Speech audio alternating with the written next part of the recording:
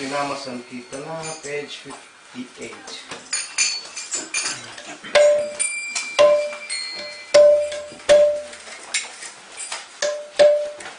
58 page. 58. Yashumati Nandana Braja Bharanadana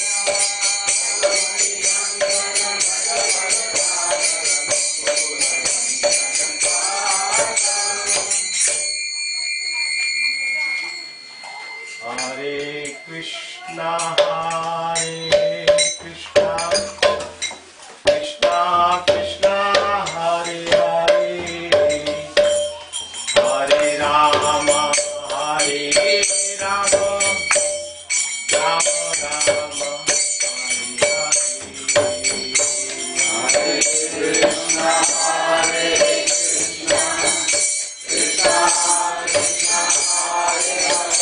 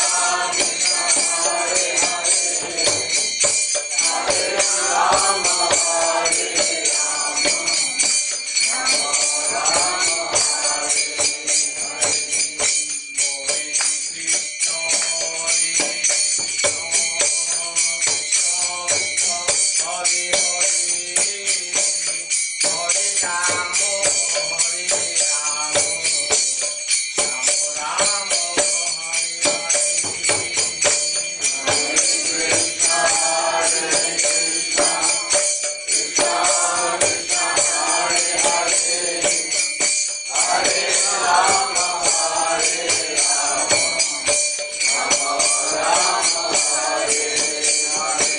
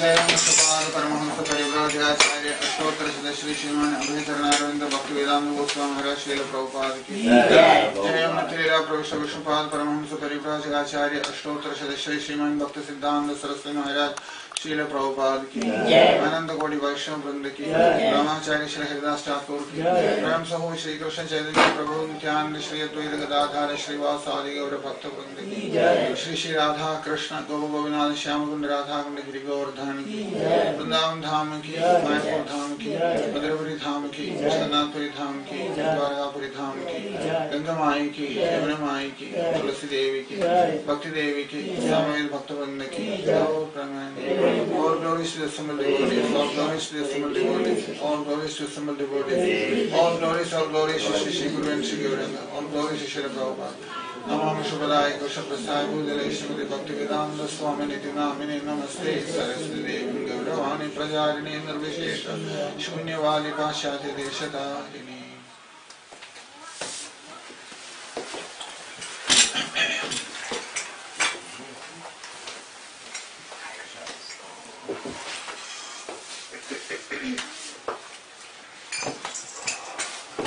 Om Namo Bhagavate Vasudevaya. Om Namo Bhagavate Vasudevaya. Om Namo Bhagavate Vasudevaya.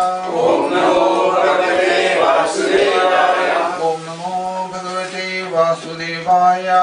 Om Namo Bhagavate Vasudevaya. Om Ajnanatimirandasya Jnananjana Chakshurunnilitam Yenam Tasmai Shri Gurave Namah.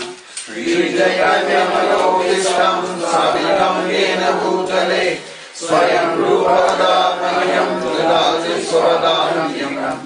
Vandeham Shri Guru Shri Yuta-padakamalam Shri Guru Vaishnavam-sya Shri Rupam Sargadadam Sahasrangadagaladhanvitam Tam Sajivam Sadvaitam Sarvadudam Parijanasahitam Krishna Chaitanya Devam Shri Radha Krishna Bhavan Sahagana Lalitam Shri Radha Namo Vishnupadaya Krishna Prasaya Bhutale Srimati Bhaktivedanta Swami Dinamine Namaste Saraswati Devi Gauravani Pracharine Nirvishesha Shunyavadi Prasthacharya Deshadarine Namo Vishnupadaya Krishna Prasaya Bhutale Srimati Bhaktivedanta Saraswati Dinamine Shri Varshavani Devi Dayaya Prabhavadaye Krishna Sambandha Vijnanandayine Prabhave Namaha Madhurya Premadya Shri Durvanubhavaktida Shri Gaurakarna Shakti Grahaya Namostute Namaste Gauravani Shri Mukhaye Dinadarine Rupanupraviruddha Siddhantadvandahasini Namo Gaurakishoraya Sakshat Vairagyamurtaye Vipralambasamboge Vanam Jayate Namaha Namo Bhakti Vinodaya Sachidanandamamine Gaura Shakti Swarupaya Rupanukavarayate Gauravirbhava Bhumistvam Nurdesha Sajana Priya Vaishnava Sarvabhauma Shri Ratanarayate Namaha Vanjakalpalabhyascha Kripasindhubhya-eva cha Patitanam pavanebhyo Vaishnavebhyo Namo Namaha Namo Mahananyaya Krishna-prema-pradayate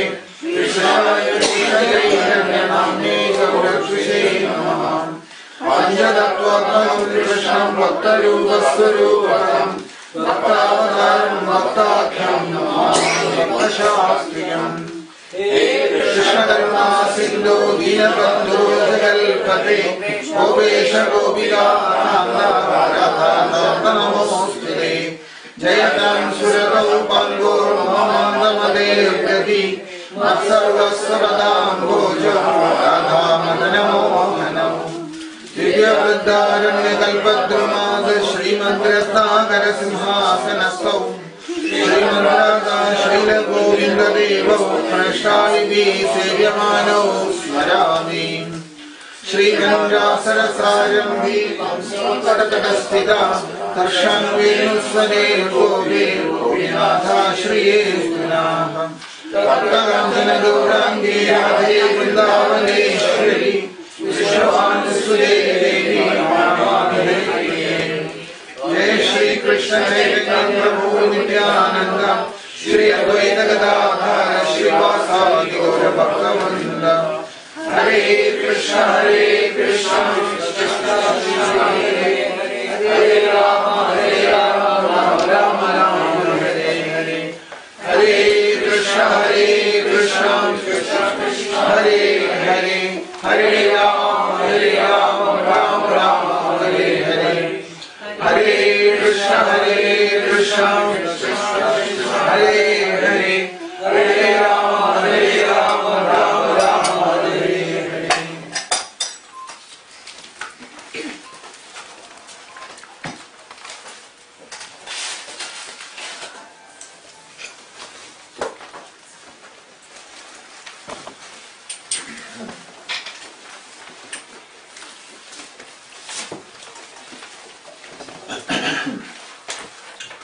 So,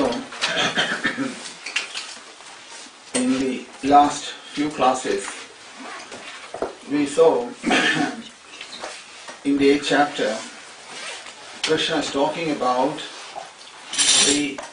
how one should quit the body. That's the discussion, isn't it? That's the topic that Krishna is talking about. Krishna says there that Andakali cha mameva स्मरन् कृत्वा कलेवरं यप्रयाति समल्भावं याति नास्त्यत्र संशय.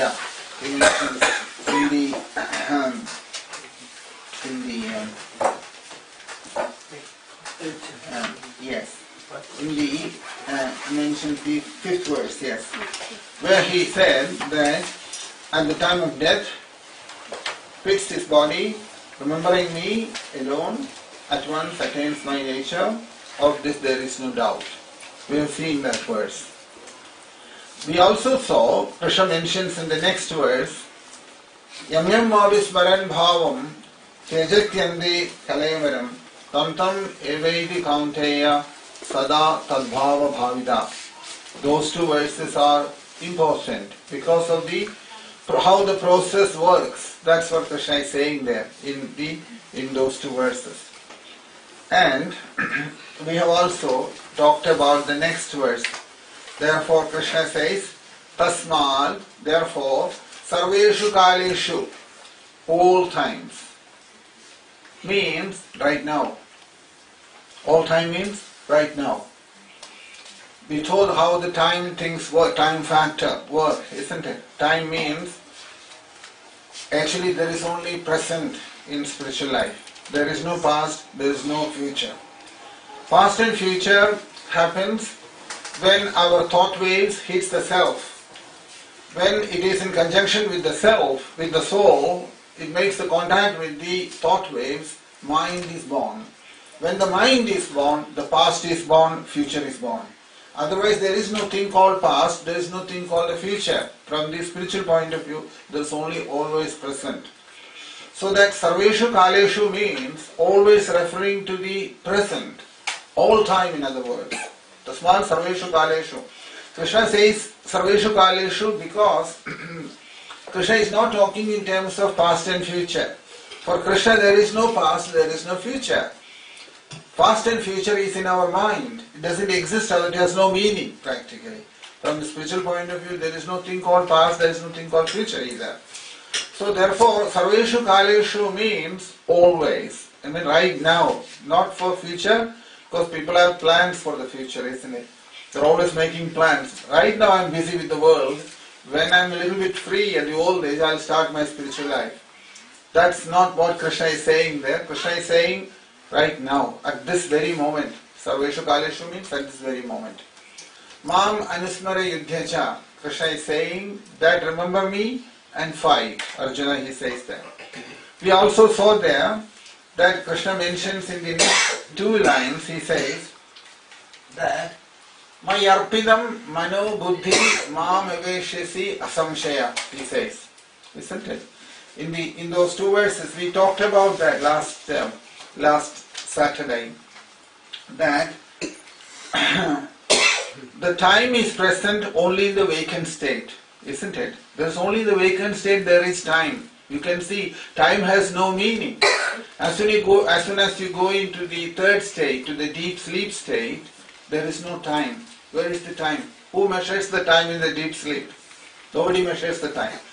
So due to Jagrat state and the dream state, when we come to the Ajnanam level, in the state of ignorance, we take into account the time. So, and that time which comes as in the vacant state, it comes as past and future. It's continuous waves coming based on the thought waves. The mind decides its past, mind decides its future, and in this way it keeps on going. So here we have saw also that. So Krishna is saying there, "My arpita mano buddhi," he says. "My arpita mano buddhi." What does that mean?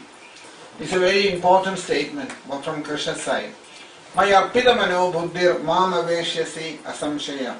So arpita means that Krishna says that offer your mind and intelligence to me. That means once you have handed over your mind and intelligence to Krishna, then you can't have your own mind and intelligence. In other words, acting independently is not allowed after that. So this mind and intelligence to be fixed in Krishna, it can happen in two ways. Either in your bhavam, through the bhakti, or through the knowledge, jnanam, or through the jnanam, or through the bhakti. The only problem is that when it is done through the bhavam, it will be only sometimes temporary. Because according to your mood changes, the bhavam also can change. What has happened to the knowledge, that will stay permanently, because Krishna says here, so when the mind and intelligence is fixed on the Antaryami inside, Krishna who is present within the heart, then always the mind and intelligence is in the soul, fixed on that is the Jnanamargam process, how they talk about that. Just like they mentions here, that all that what we are experiencing, that mind is born from the soul, intelligence is born from the soul, and it comes from the soul, it stays for some time and it disappears. Things called mind, intelligence, ego, all of them take birth from the soul. They come up and they stay for some time and they disappear afterwards. So, they can never exist on their own separated from the soul. When the soul is not present, if there is no soul present inside, they cannot exist on their own. That is the peculiarity of the mind, peculiarity of the intelligence also. So, just like you can see here, that one person had eaten very well, had a big feast, and he is lying down in an air-conditioned room and he is sleeping. And while sleeping, he gets a dream that he is starving. And then he is wandering around in some desert looking for food and some water. All these things can happen, isn't it? So the food what he has consumed in the vacant state makes sense to him. But when it goes to the dream state, it has no more sense. Because he has moved away from the body to the mind. To the mind. That is the way it works. These three states of existence, if you study them very well, it can release us from this attachment to the body. Particularly self-realization, all the Jnanis, they study these three states very deeply because they know very well that we give undue importance to the vacant state. We think vacant state is everything. Vacant state is one of the most powerful forces affecting on us because it drags everything into it. The body, the mind, intelligence, ego, everything is very powerful in the vacant state. Because it is like that, all our questions are also in the vacant state, isn't it? We don't ask questions in the dream. We don't ask questions in the deep sleep. But as soon as you wake up, you have millions of questions to ask. You want answer for everything. That is the reason that you can see from the Vedic point of view that they do not talk about creation very much. Creation is not important for them. Whereas in all the scriptures, creation is spoken about a lot, isn't it? When it comes to Vedic literature, particularly in Brahma Sutram, in the Upanishads, as well as in the Bhagavad Gita, creation is not discussed at all. Creation is not at all discussed. What is the reason behind it? The sages who knew so much about this creation, they didn't want to discuss about creation. You have to ask that question, isn't it? That they knew a lot about this creation, about the different planets and the changing seasons and about so many different kinds of living entities.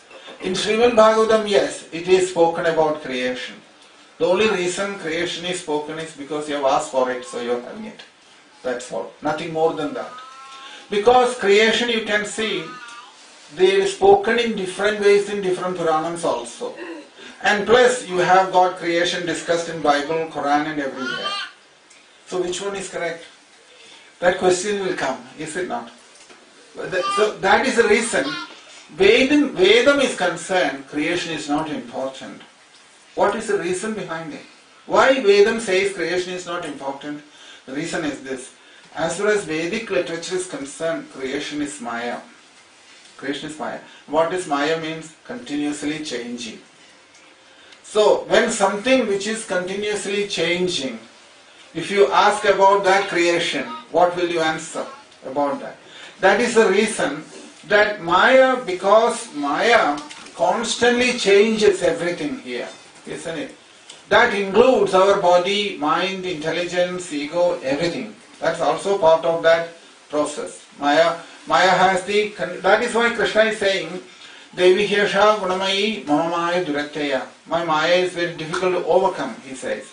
Because the power of Maya is such that it continuously changing. For example, 40, 50 years, something you consider as the truth, suddenly one scientist comes and says it is not the truth anymore, something else he says. That's the way Maya plays with it. So Maya's effect on us is so powerful that Vedam says to us, there is no point in discussing about it which is not real. Maya means, what does Maya means? Akadita Kadana Padiyasi Maya.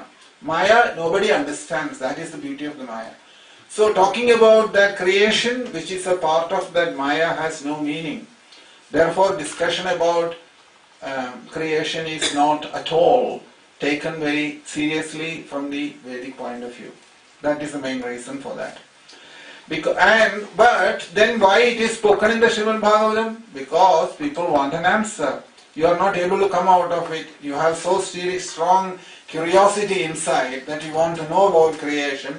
Here is the process.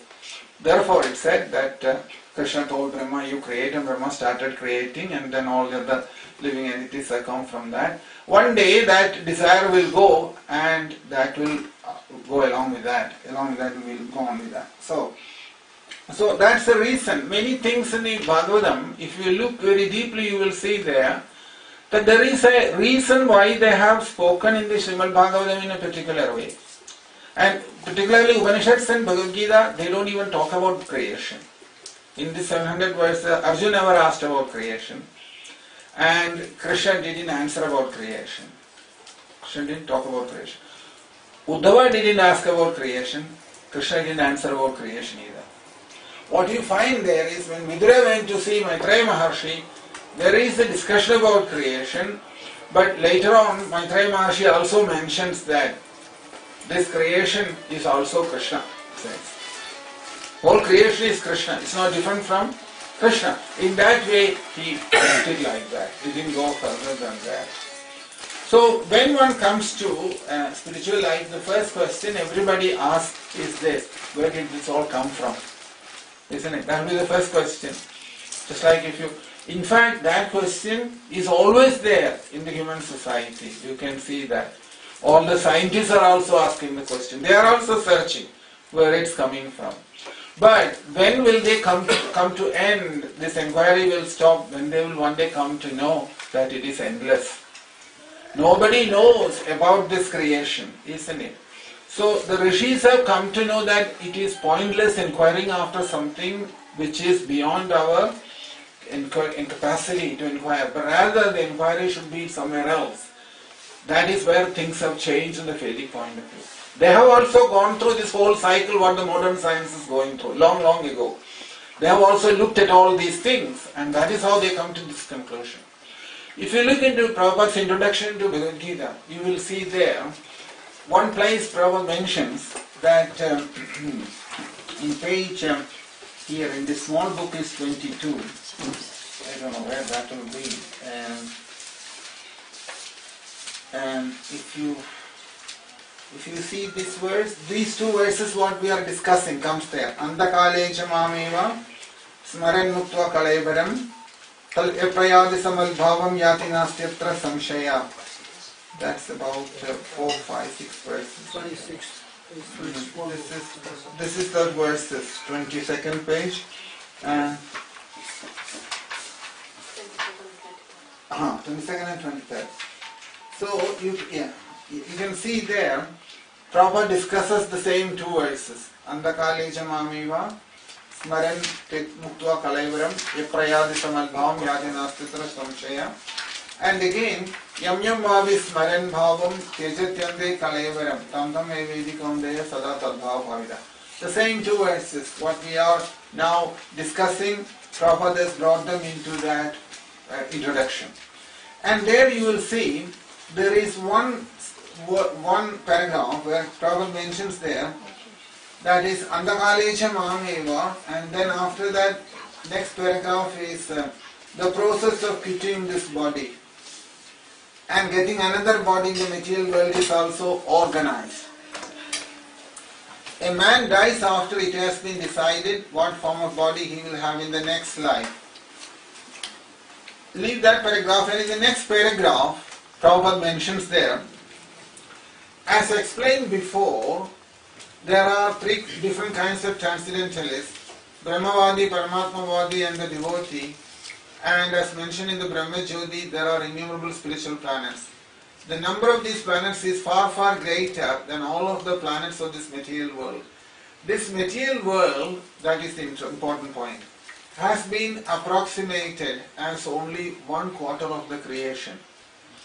In this material segment, there are millions and billions of universes with trillions of planets and suns, stars and moons. But this whole material creation is only a fragment of the total creation. Most of the creation is in the spiritual sky. Now, when you read, how do you understand that? You will think that there is a huge creation. 1/4 of that is material world, isn't it? That's how it is. Actually, this is the difficulty with Bhagavad Gita and Bhagavatam and all. In the beginning of Bhagavad Gita itself, in the Bhashya mentions here that Gita Shastram, Bhagavad Gita, Samasta Vedartha Sara Sangraha Bhudam. Complete Vedic knowledge is condensed and that essence is taken, but Durvijnayartham, very difficult to properly understand. Durvijnayartham, it says. Samastam Vedartha Sara Sangraha Bhudam, but Durvijnayartham, more difficult to understand. So statements, this statement from, like Prabhupada mentions here, 1/4 of the creation is material world, 3/4 is spiritual world. So when somebody read, we imagine in our mind, 1/4 of this is this material world. So how did they make this 1/4 and 3/4? How did they do that? That question will come, isn't it? Naturally that question will come, because once you say 3/4 and 1/4, that means you have one full. Can you imagine thinking about creation, how much is it? Even that is beyond our imagination, what this creation is, isn't it? It says there are trillions of universes and billions and trillions of planets in each universe. And it's beyond our imagination. Beyond our imagination. So, keeping that in the perspective, why did they say like this? That there is 1/4 here and 3/4 there together. This is where our subtlety of the Bhagavad Gita comes. Bhagavad Gita is so subtle. that although it is Samasta Vedartha Sara Sangraha Bhutam, it is Duruvijnayartham. It is most difficult to understand. In other words, world exists within us. It is from there the beginning of the world is. Alokyate iti lokaha. Logam, the world what we see, is inside us. That's where it is originating from. So, looking back into this important thing, that people having developed that nature of what is inside here. Krishna is present as the Antaryami inside, controlling every activity of the living entity, and the same Antaryami is present outside in every living entity, is controlling other living entities' life as well. So, creation has got very limited importance compared to what the Antaryami does inside. What Antaryami does inside is more important than what this creation is. But when someone comes to spiritual life, first question they will ask about the world is not ask about the Antaryami inside. It takes a very long time for that person to come out from the world and come towards the Antaryami inside. Up to that point, we have to answer all the questions what he is asking about the creation. And that is the only reason, as far as Vedam is concerned, Shastram concerned, Rishis are concerned, sages are concerned, Acharyas are concerned, they have no interest whatsoever to talk about this world. There is no interest to talk about, because 99% of ours is inside, only is 1% this creation. 99% of us is inside, only 1% is the outside world, the body, the mind, the intelligence, the ego. The remaining 99% is inside what goes on. That is how the structure creation is actually. So they have no interest to talk about it. You will see this in the Bhagavad Gita and Bhagavatam at different places, spoken like this, but we won't take notice of it. I'll give you another example. Jaya and Vijaya fell down from where? From Vaikuntham. Isn't it? From Vaikuntham he fell down. And he had to come here as 3 birds. He has to come as Hiranyaksha and Hiranyakashipu, and then Ravana and Kumbhakarna, and then Shishubala and Dandavatra. He has to come 3 times here. Now, that's all nice, very good. What happened was, when after the Devasura Yuddham, that means the demigods and the demons, they had a big fight. After that, Mahabali was losing. The demigods, Vamanamurti appeared. Krishna appeared as Vamanamurti and helped to win the whole heavenly planets back to the demigods. So at that time, there is a conversation between Mahabali and Krishna, Vamanamurti. If you read that conversation in the Bhagavatam, you will see that Vamanamurti is praising Mahabali. How is he praising him? He is saying, your race is so powerful, so great. And Vamanamurti is saying, great personalities like Hiranyaksha and Hiranyakashipu has appeared in your race. And similarly, other big people who have come into that family of Mahabali. Mahabali is from that family, isn't it? Asura family he is. So there, Vamanamurti is saying to Mahabali that, do you know something, he says. When Hiranyaksha was there, I came down as a boar Varaha incarnation happened. And he punched me on my chest. Who? Hiranyaksha. Punched me on my chest. I still haven't forgotten that, he says.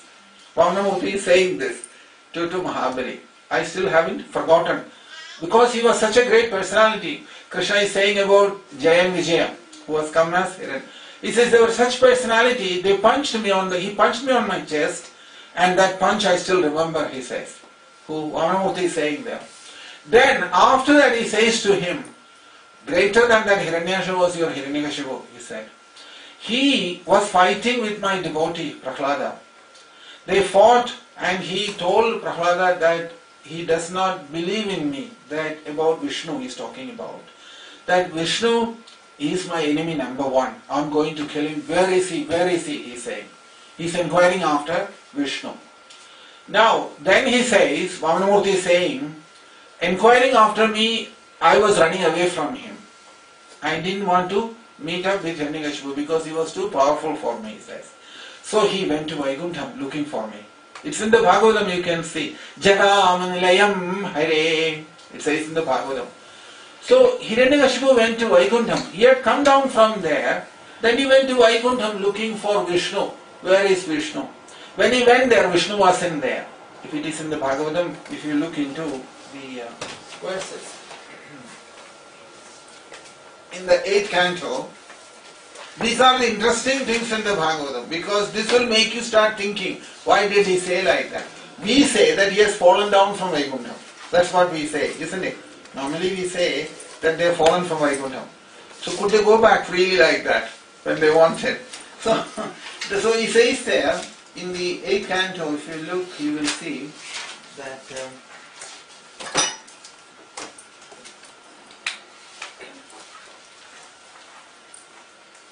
19th chapter, verse 7. 8:19:7. He says, Nishamya. This is Sri Bhagavan Vaja. Vamanamurti is saying this. Nishamya tavadham tadvadham brada Hiranyakashipu pura handum bradrahanam kruddho jagamanilayam hare. Jagamanilayam hare. What is Hari's nilayam? Is Vaikuntham. That's where he went looking for him. Jagamanilayam hare. And then Tamayandam samalokya Shulavanim Kradandaval Chindayama Sakalajno Vishnur Mayavinam Varam. Then and our Hiranyakashipu went there with his trident to kill Vishnu to Vaikuntham. When he got there, Vishnu thought about this in this way. What was that?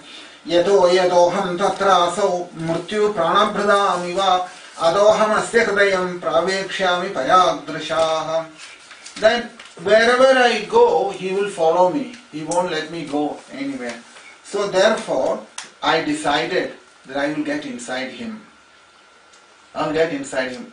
Why did he say like that? You can think about it. You will get an answer. The reason is, this is exactly the point the Bhagavatam is talking about.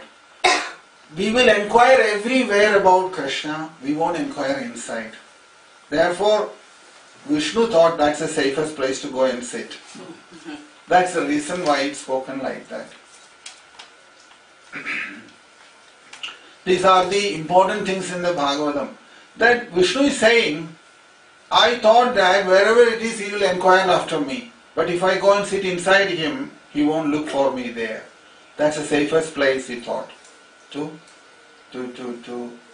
hide from. So, in order indirectly, Krishna is telling us that come out from this world, go inward, looking where I am there, I am there, I am there. Repeatedly telling us, but we won't look for him there. We will look everywhere else in the world, isn't it? In the Bhagavad Gita, what Krishna is saying, Krishna says to us, Aham alpa gudakesha sarvabhutashaya sthita aham adyanja madhyanja bhutanam amdamevacha. Why did he say that? Because that is where he is. Listen it. Krishna is saying, Ishvara sarvabhutanam hriddeshe arjuna tishtadi brahmayan sarvabhutani yantrarudhani maya. So many places in the Bhagavad Gita and in the Srimad Bhagavatam also, when you read the story, you will think, oh, Hiranyakashipu went and looked for him there. You didn't find him, so he left there. He was hiding, we'll say. He was hiding inside him. So he got inside Hiranyakashipu. Only the reason to say, put it in this way, is to make us aware that our search, we are searching after the truth, Krishna. And that truth very much which is inside, we won't give any attention to him. We will give any attention to him.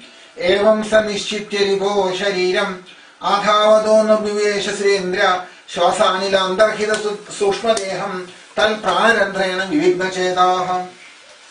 Evam sanishchitya, the 10th verse.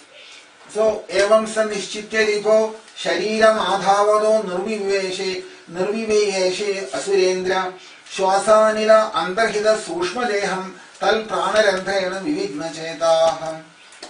So, Krishna decided this way, and inside Hiranyaksha, where he entered inside, where he is covered by the Shwasavayu. That he says, Shwasanila Andarhida Sushma Deham. That means this pranavayu which is going inside, which covers this subtle body, and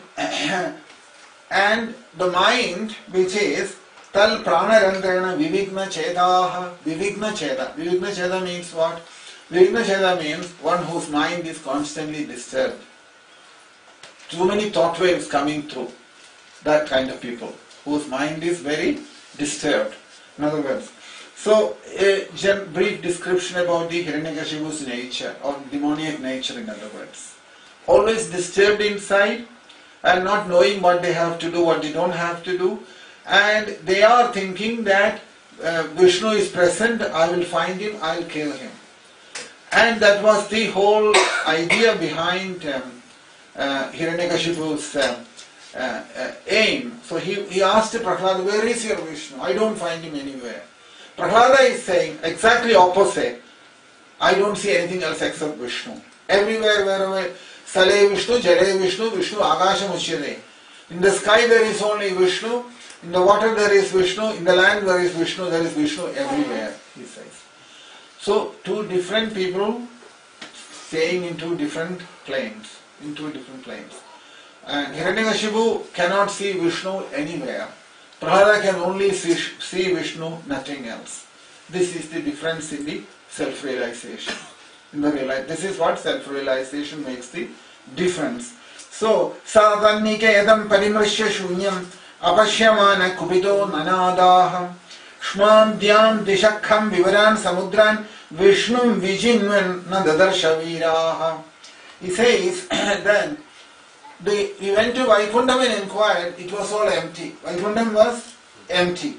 And because he couldn't see Vishnu in the Vaikundam, he roared there. Where is Vishnu? He is saying. Then that Veera, that courageous Hiranyakashipu, he looked for him in the earth, in the heavenly planets, in all directions, in the sky, and in the lower planetary systems, and in all the oceans, and wherever there was water, he went and inquired there also.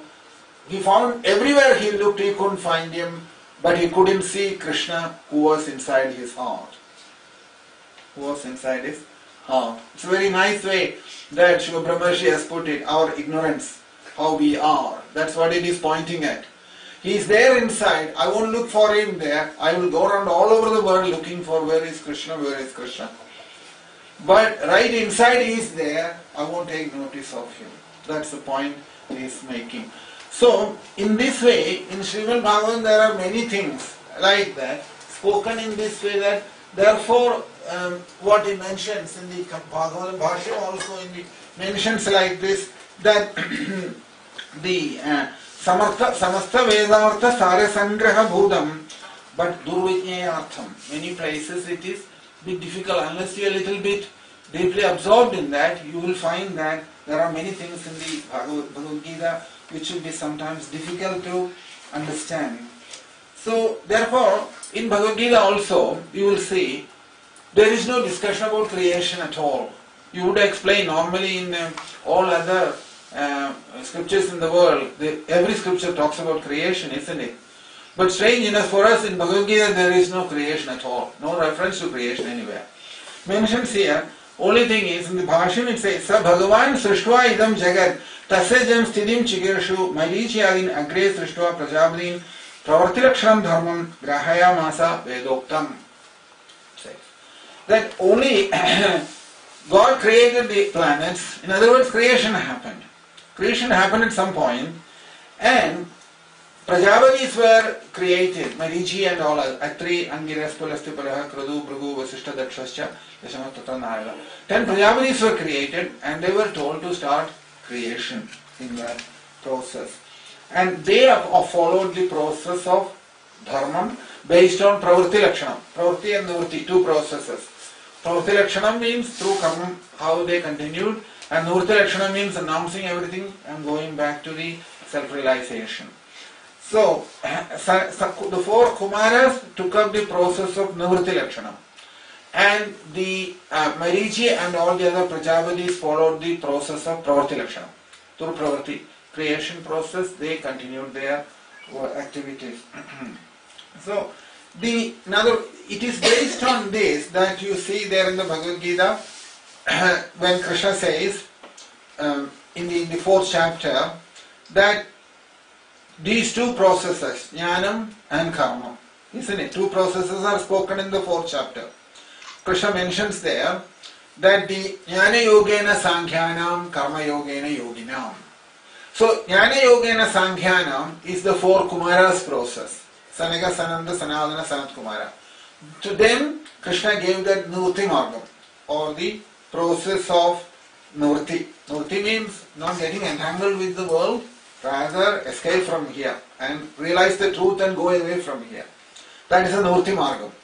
And Pravritti Margam is what was given to Marichi and the other Prajapatis. They followed the Pravritti Margam, which is Karma Yoga process.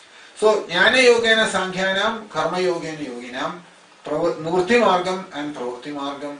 Nivritti Margam followed by the four Kumaras and Pravritti Margam followed by the Prajapatis. That is how that creation happened, isn't it? So, here, when we talked about that last Saturday, Krishna mentions there, also we saw that this remembering Krishna at the time of death, that's what we were the main thing we talked about, isn't it? And in the Srimad Bhagavatam, what did he do? Vedavyasa Maharshi, keeping this 8th chapter in the perspective, he spoke about Bhishma's departure from the world. How Bhishma left this world. And if you look into Bhishma's departure, you will notice there, many of the subtle things what was spoken in the Bhagavad Gita, Bhishma has followed that through all the way. When Krishna came and stood in front of Bhishma, it was not good enough for Bhishma. Bhishma says to Krishna, that's fine, even though you are standing outside in front of me, it's not guaranteed that I will think about you at the time of death. You should come inside, get inside me, he says. You will notice that. Sadeva Devo Bhagavan Pradikshadam, that verse. That he says there, Dhyanabhaga Chaturbhuja, he says. If you look into the first canto, in the 8th chapter, which is the Bhishma Stuti, you will see there, Bhishma is saying to Krishna that you have come, it is, yes. So it's in the 9th chapter. 9th chapter, he mentions there, if you look, Bhakta Aveshya, verse 23, 9th chapter. Bhakta Aveshya Mano Yasmin, Vachayam Nama Kirtayan, Tejan Kalevaram Yogi, Muchyade Kama Karmabhi. That one gets released from Kama Karmabhi. Kama means desire, Karma means the action that follows from the desire. So, Kamam and Karmam, they create vasanas inside, fresh vasanas inside. And that fresh vasanas will create another body to fulfill those desires. So, that is why Bhishma mentions there that if one can leave this body, Vacha Yam Nama Kirtan, chanting Krishna's holy names, which means inside Krishna must be there, otherwise you cannot chant at the time of death, isn't it? Mechanically you can't do it. I mentioned this many times before, why it's not possible. You will make the plans, but it won't happen. The reason being, before the soul leaves the body, the intelligence, the brain, the memory, everything will fail. So even if you have planned anything now, to remember, your decision, which is in the memory at the moment, or your intelligence, that won't be there to support it. So if it has to happen, it has to happen from Krishna's side, not from our side. So, Vachoyan Nama Kirtayan, the Namam and chanting the holy name, if you are able to chant the holy name at the time of death, means that from inside Krishna is prompting us to, is inside very much, inside a person. Not anybody else chanting. We have to chant at the time of others chanting, it doesn't any guarantee. at that time. So that is why it mentions there, if you vachayam namakirtayam tyajan, and if you give the body in that state, yogi, muchyade, kama karmavi. He will get released from kamam, desires and karma. He is not as long. So therefore, in the very next verse, Bhishma says to Krishna, Sadeva devo bhagavan pratikshadam kalebaram yavadidam hinomyaham prasanna hasaruna lojano lasal mukhambujo dhyanabada chadurbujaha. He says, it's no good enough if you stand outside, he says. Come inside me. Dhyanabadham. That means my meditation you should come. Because I may be looking at you, but I may be thinking about something else.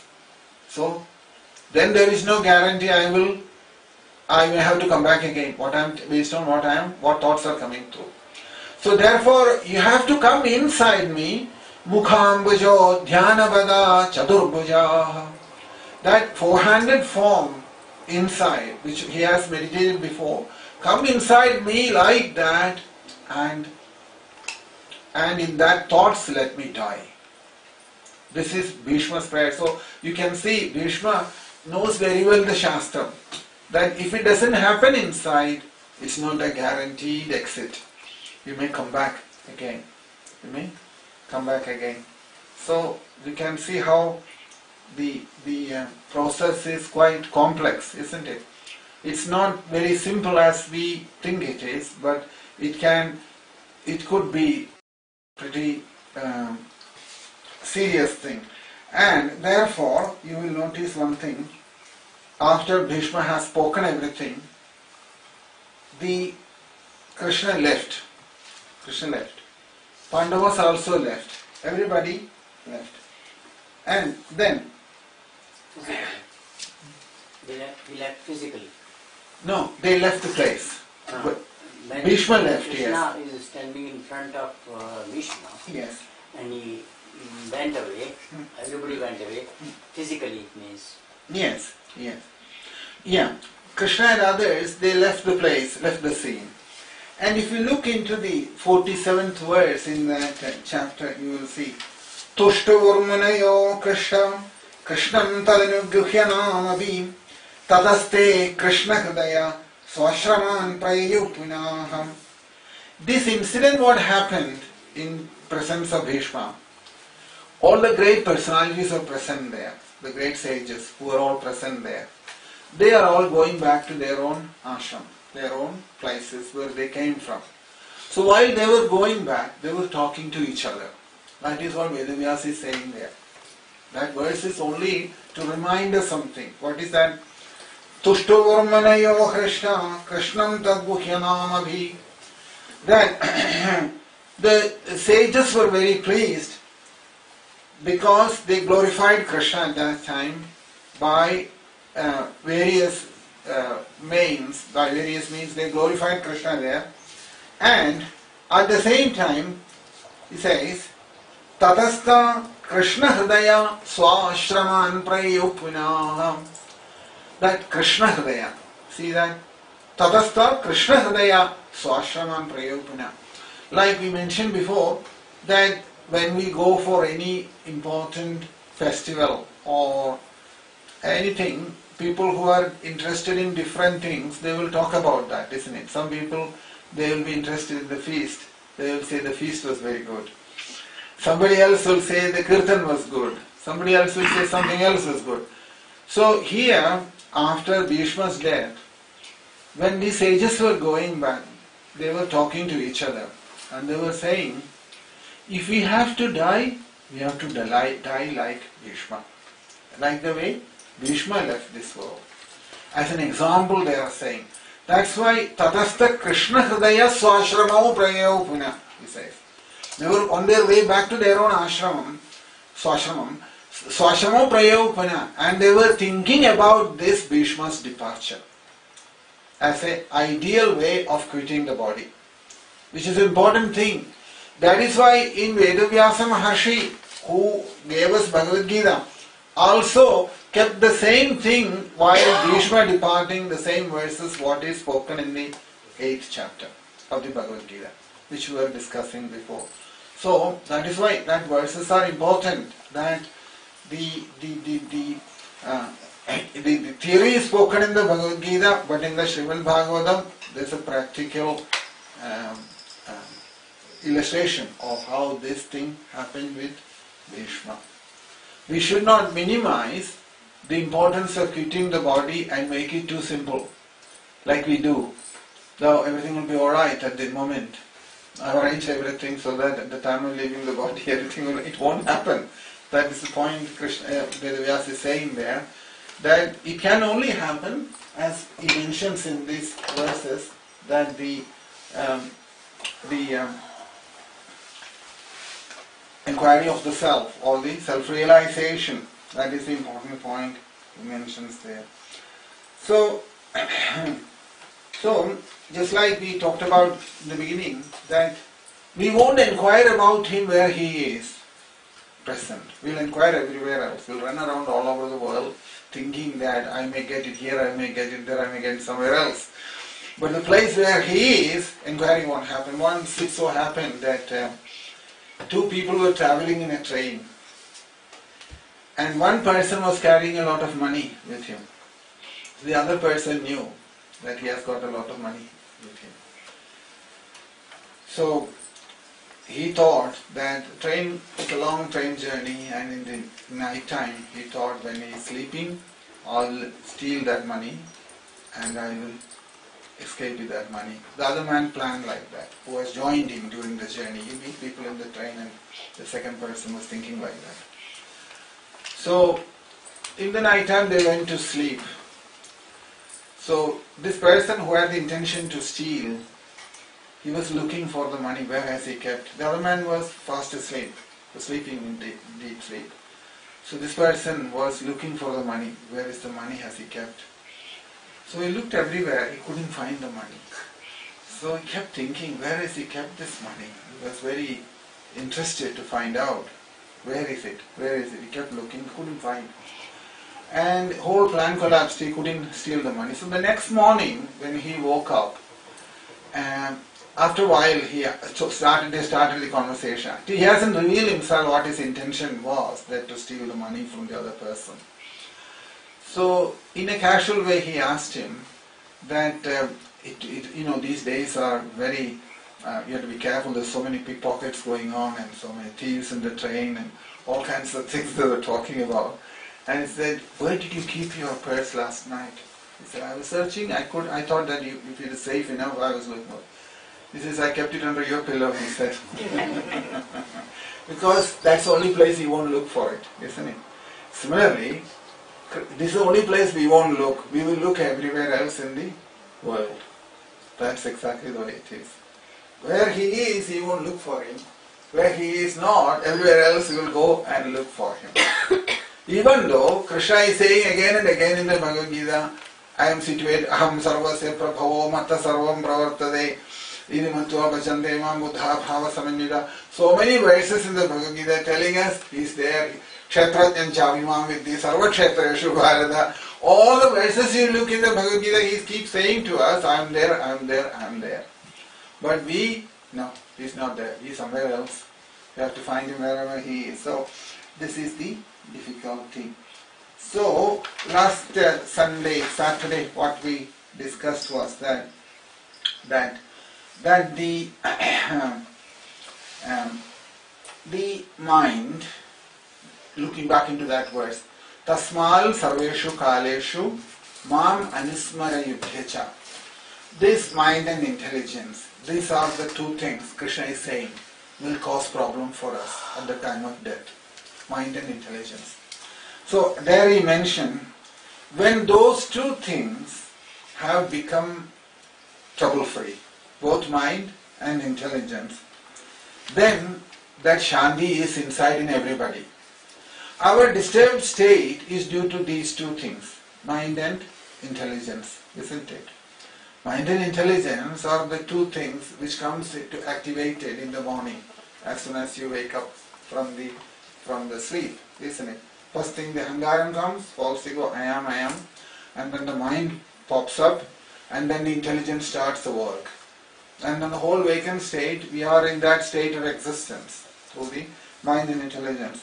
So, this mind and intelligence, what it does, even at the time of death, what it will do is, it will make its movements inside and will create problems inside at that time.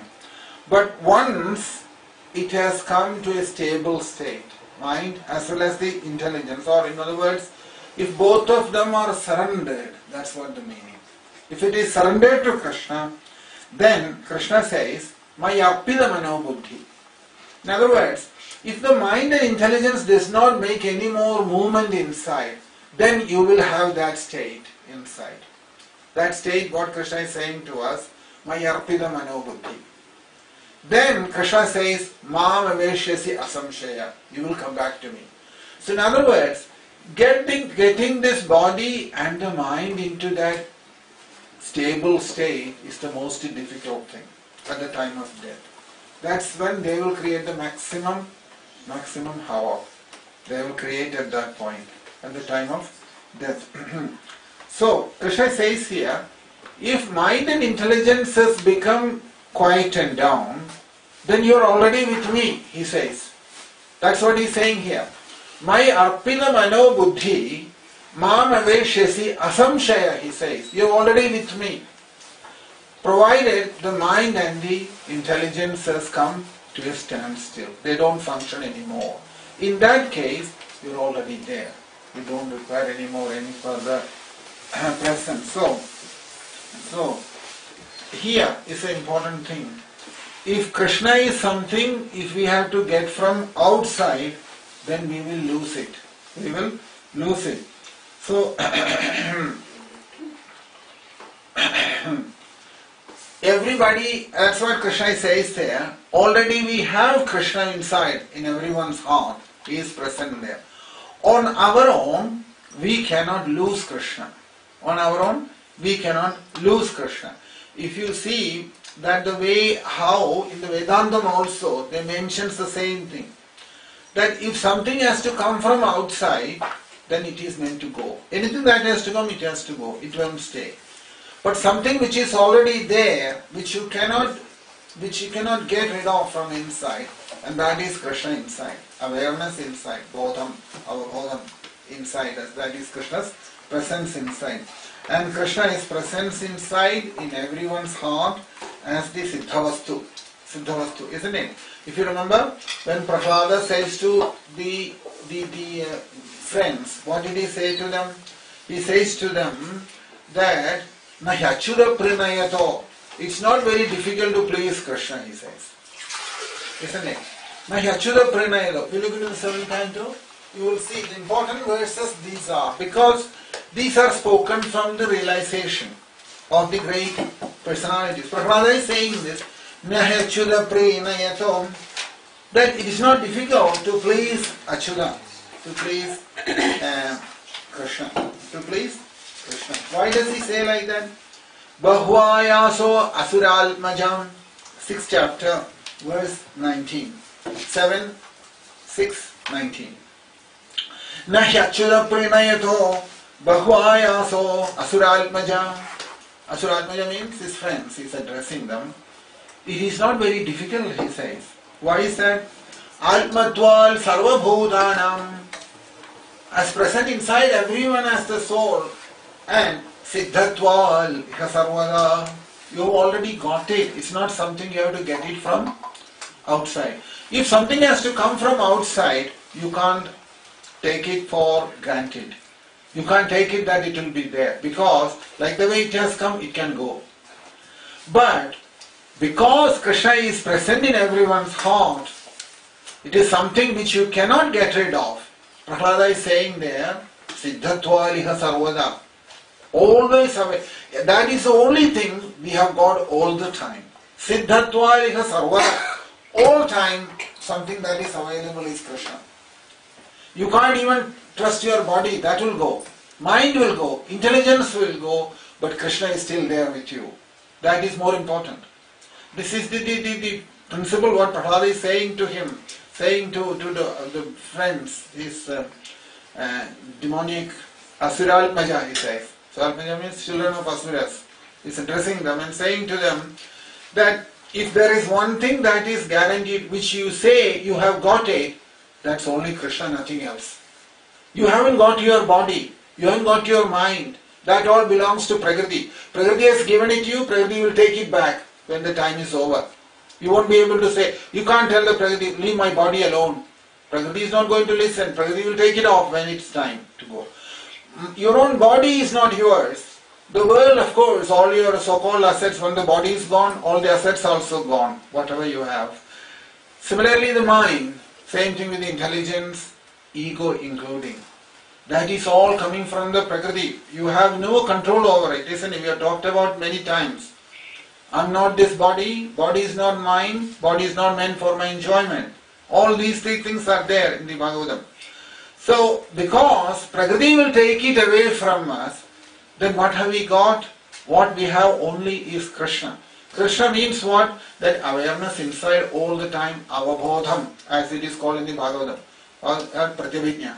In other words, so many words used. Pratyabhijna is another word used. As soon as you realize that, you see that that's the only thing what we have. Krishna is the only thing what we have got all the time, nothing else. So that is why he says here, Nahi achudam prinayato bahuayaso asuralpajam. It's not very difficult to please Krishna, he says. Why? Atmatval sarva bhutanam siddhatval iha sarvadam. He is present inside as Atma, the soul, whose presence is our awareness, because of his presence, that we are aware of our own existence. And siddhatval iha sarvada. And that's the only thing you have got all the time. Nothing else. All other things, as Prakriti has given, Prakriti will take it away. In other words, material nature has given it to us, material nature will take it off. When the time is, when the prarabdham is over, the body will go. Mind will go, intelligence will go, with that everything else is also gone. But the one thing what you never lose is this, Krishna is alpatval sarvabhudanam siddhatvalika sarvada. So, that is why, so you can see here, we are thinking we have got the body, isn't it? That's what we are all thinking. We have got our body. So, but actually we haven't got the body. We haven't got the body. We are thinking like that. That's all it is. Because suppose you tell the body you go now. Will it go? It won't go. Did it come? I asking you. Can I come now? The body didn't ask like it just came, put it on your top of you by the material nature. One day morning, it came out in this form. Like this it came out, isn't it? So, and similarly, when old age comes, disease comes, death comes, does the body ask us, oh, they are waiting for to come in, can I let them in? Body doesn't ask any question, is it not? That is all the proof to tell us that body is not ours. Body is not ours. When material nature wants to finish some prarabdham through this body, it will give the disease at that time. If I have to go through some prarabdha to finish, prarabdha karma, everything is controlled by the material nature. So material nature will offer a suitable situation to catch the disease if I have to get that to finish through the prarabdha. So similarly all other distress also in this world happens in the same way. It comes according to the prarabdha, where we have no control either. So what Bhagavatam is saying to us is that to think that body is under your control is the greatest illusion. It is. The body is under your control. Body is not in our control. Body is in the material nature's control. She controls everything. And she decides what should happen, when it should come, how long it should stay. Everything what's happening in the body, if you look, from childhood to boyhood, did anybody consult us? No. From tomorrow onwards I will become a boy. Or nothing has happened. Kept on changing like this. From boyhood to youthhood. Youthhood to old age. And old age to death similarly. No consultation at any time with us. It comes and goes one after the other. From this you can understand that the body is not ours. It's not our control either. But in illusion I am thinking it's my body. I have a control over my body. So I take all the bhupa and the healthcare, everything to protect my body. Think like that. But that also is not in their control also. They also can't do anything about it. So, so actually what have we got then on our own? What you can say it's our own is this awareness. my existence. That is what all the time I have, isn't it? Which never leaves me. All time I'm conscious of my awareness, that I'm existing, that awareness inside. That's the only thing what you can say it's yours, which you will never lose it. In Vedantam, these things are taken very seriously, because normally what we think is that body is mine, intelligence is mine, it's my mind, we say, my mind. It's none of them is ours. None of them is ours. They are meant to go one day or the other. What you can say it's your own, like Prahlada is saying here, Atmatval Sarvabhutanam Siddhatva Aliha Sarvada. Atmatval Sarvabhutanam Siddhatva Aliha Sarvada. Prahlada spoke about that to his friends when he spoke about that. If I spoke about these things. So that is the only one thing which cannot be taken away from you. Which one? This awareness inside. Aham asmi, yoham asmi, aham eva aham asmi. In the Upanishad says like that. So, so here you can see that even in the Bible you will see this Upanishad's knowledge coming through. But unfortunately it has not understood that way. It was taken in a different way. That I am the only way. That understanding has come from the Bible. But it is based on the understanding of the self-realization of the soul inside. It was not at all meant to be identified with a particular body of Jesus. So, but it has been interpreted in that way. It has come about in a different way in the general world. But if you look into it, you will see there, I am the only way. That means that I am that awareness inside. That is the only way towards that realization of the truth. That's what it is actually indicating to. Because to say that, to expect that someone of that position to come and say that I am the only way, that will be a little bit limiting his own greatness. It cannot be that way.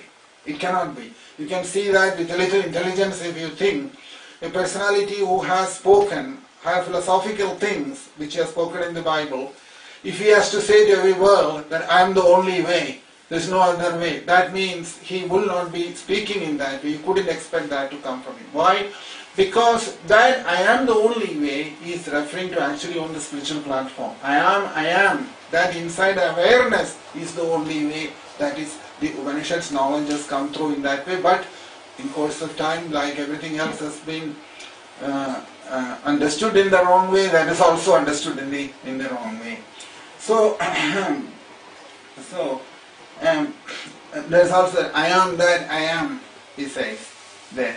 What is that I am? I am, this is his awareness inside.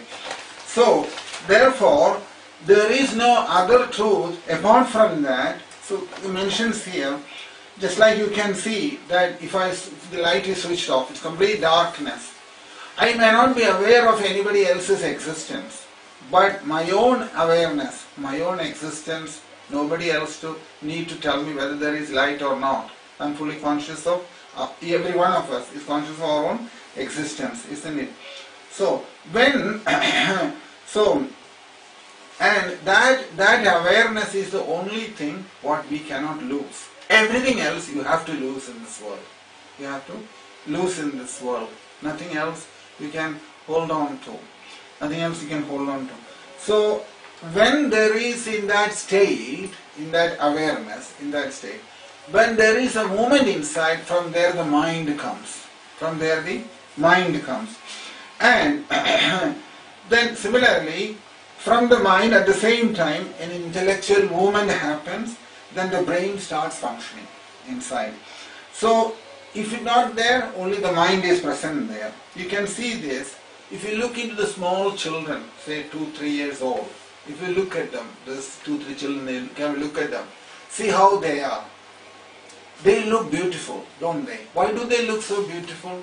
Because the mind has not started functioning yet in them. That is the reason behind it. When the mind develops means the vasanas develop inside. Once the vasanas develop inside, and as much as they start growing, and then the mind and brain start developing, and it keeps on developing, that completely covers the beauty of that awareness inside. Simply children, if you look small children, you will observe this. they don't look very stressed out. They don't look, you don't see all the anxieties what we all have on their faces, do they? We say, oh no, they're children, that's why they don't know anything about it. It's a good thing that they don't know about it. The reality is that they don't know anything about it. It's a good thing they don't know about it. Because the more we know about it, it becomes like us. So why is it like that? Because once in that stage, because the mind and the intelligence hasn't started functioning, you can observe this very clearly in children's face, that they look very beautiful. Why there is the beauty in that face is only due to this, that the mind and intelligence hasn't started working yet.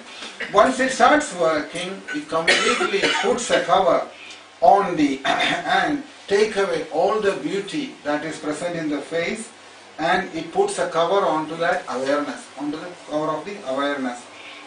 So, just like, suppose you have a deity and you are worshipping this deity, and suppose you didn't decorate the deity properly, what will happen? The same thing. The child also is the same thing. So, because the child's brain is not functioning and the brain has not developed, and the thing called brain itself has not come out for them. Brain itself has not come out and started working for them. What is first thing happens is the senses comes out. The senses are the first thing that comes out. Senses. You can see that when they are babies, when they start, first thing what the mother does is make the children to start looking at one particular place, isn't it? Telling the child, look, we hang up some balloons or something like that, and tell the child to look at the balloon, or things like that. Somehow or the other, and if the child after a while start recognizing the balloon and different colors, then the mother feels happy. Oh, now that part is good. That the eyesight is okay. At least he started recognizing the different colors, isn't it? So mother still feel happy about that. Similarly, initially if you notice, if you make some sound from somewhere, the baby will look here and there. He doesn't know where to look because this function has not started yet. So initially these two senses, they start functioning, and like that all the five senses of knowledge come into action over a period of time. Prior to that, the child is very pure, it's not affected by any of the things inside. But then we bring them into our world. This beautiful world we bring them in, introduces everything to the child. This is the avidya, ajnanam in us. We transfer the whole ajnanam and avidya to the child as well in a later date, isn't it? So when this cover is not there on the awareness, if you remember in the Bhagavatam, all this is spoken very well. The Dattatreya Maharshi says to King Yadu that when he saw the child, he said, I should be like that. Why did he say like that? Tetteya sukhamanam. In the Bhagavatam you will see is that everything the child has thrown away, all the toys. Child was playing in the street. Dattatreya Maharshi was walking there. Dattatreya saw the child and started looking at the child. What should I learn from this child? He's saying to Yadu, I thought like this, and I sat there and I kept observing the child. When I looked at the child, I understood one thing, that he is not disturbed by mind and intelligence. Nothing is bothering him. He is playing, and when he is fed up, he throws everything and he goes away from there. He is not bothered about anything. So looking at that, I understood, he says, I should be like him. I should be like him. Why? Because this is that Sukhamadi Shishuval Nisahayas Chareyam. Nisahayas Chareyam. That child is helpless, isn't it? Is not dependent on, only dependent, whatever Krishna has done, the child accepts it. Child doesn't know anything. Completely dependent on the nature. Tetteya Sukhamadi Shishuval Nisahayas Chareyam. I should be able to move like that in this world, says the Dattatreya Maharshi. Like that baby, like the child, I should be able to move in this world. That is to show to us that spiritual realization happens means what? Totally free from the rules of this world. Not at all dependent on any of these things in this world. What we are talking about. We want to follow everything according to the rules and regulations, isn't it? That's our way of life. But the Dattatreya Maharshi is saying that no, I learned this from that child. One of the 24 spiritual master is that child. The child is a spiritual master for Dattatreya Maharshi. He says there, isn't it? I learned this from the child, he says. So, so basically that is why you will notice all these personalities in the Bhagavatam, they were like children. Jadabharata, Rishabhadev, Shubhra Maharshi, Dattatreya Maharshi. Many personalities like that. Jadam Unmatam Pishachavat, it says. They were Jadam and they were intoxicated like their nature, and like ghosts they moved around with their body in this world without being any attachment anywhere to anything in this world. So that is what he is saying here. Brain and the mind, when it is functioning in a big way, then it is not possible for realizing the self. So when the brain and mind completely close down, that state is what we talk about Nischala Tattva, isn't it? Nischala Tattva is Jivan Mukti. Jivan Mukti said that they were talked about because, just like they say, with example, in the sea, when you go and look at it, the waves are coming, there is bubbles, there is foam, there is the various water, ice and everything in different forms. The same water is present, and at some point they all go back to the same sea and gets dissolved there. So actually, in the presence of the soul inside, when the soul is present, in the presence of the soul, these are the different waves that's coming out. This mind, the intelligence, the ego, all are different waves that's coming from the same soul. So that is why you will see in the many important texts, when it is addressed to, these things are addressed to, it is accepted as a material nature, another manifestation of all these things. Mind is the first manifestation of the Chit Shakti. Satta, Chitta, Anandam. Three things. From that Chit Shakti, the first power that comes out is the mind. That's the mind. You will see that in the Saundarya Lahari that is spoken. Saundarya Lahari mentions like this, that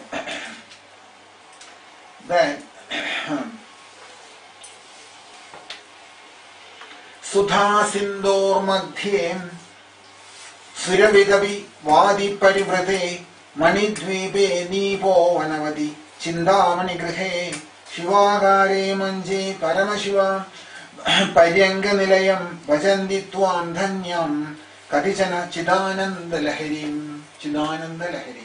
Chidananda Lahari means from Chit Shakti comes the first Lahari as the mind. The mind takes birth from the Chit Shakti. Sattva Chitta Anandam.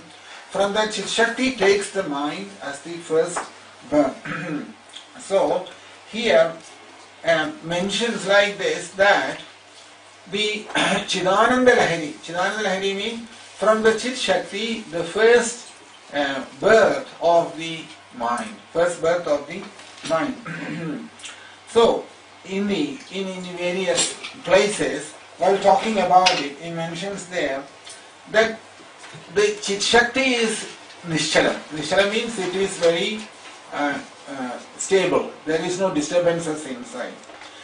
When that Chit Shakti moves inside, from there the birth of the mind happens. The birth of the mind happens. So therefore it mentions there that Chidananda Lahari. Chidananda Lahari means that Anandam or happiness that comes from the soul, that is called Chidananda Lahari. Chidananda Lahari. Lahari means, another meaning of that is a wave. It's a wave, isn't it? So, in that stable Chit Shakti, the movement that inside that happens, that comes out as the mind, intelligence and everything. That's what it is coming from. So, whether it is Vidya or Avidya, it is still a manifestation of the Chit Shakti. Whether it is Vidya or Avidya, doesn't matter. That is why you will notice Vidya, Avidya Swarupini about Maya. While talking about Maya, it is addressed as Vidya, Avidya Swarupini. Normally we say only Vidya is coming from Krishna or from God. Avidya, ignorance, coming from the devil. That is the one perception, isn't it? Some people say like that. Ignorance coming from the devil and knowledge comes from God. But in Vedam it is not like that. Both ignorance and knowledge comes from the same source. It has to be like that. There is reason behind that. If it is coming from two different sources, they will have to fight all the time. It will never come to an end. But because it's coming from the same source, sometimes it comes as vidya or knowledge, and sometimes it comes as avidya or ignorance. But the source is the same. Source is the same. And in order both for the knowledge and the ignorance to stay, behind that, the presence of the soul is necessary. If the soul is not there, then there is no knowledge, there is no ignorance either. Only in the presence of the soul, knowledge can be there. Only in the presence of the soul, ignorance can be there in either way.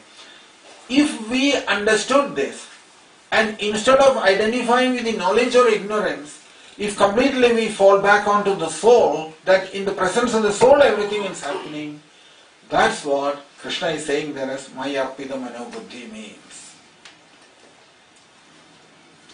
You see? Otherwise it is very difficult to understand that, isn't it? How will you understand Maya Arpita Manobuddhi? Krishna is saying to us Maya Arpita Manobuddhi. What will you Arpita Manobuddhi? You may arpita for 1 minute or 1 second. After that mind is gone somewhere, intelligence has gone somewhere else. So how will you arpita? Arpita means this. Arpita means that it is Krishna's presence inside, in whose presence the mind and intelligence will not function anymore, will not create any more disturbances, comes to a very stable state, fully close it down, and that will only happen in presence of Krishna inside, Antaryami inside. When one comes to that realization, and if he is situated in that state, when the mind and intelligence does not create any more problems inside, then you can say, Maya Arpita Manobuddhi. That is that Maya Arpita Manobuddhi means. Tasmal, Krishna says there, Tasmal Sarveshu Kaleshu.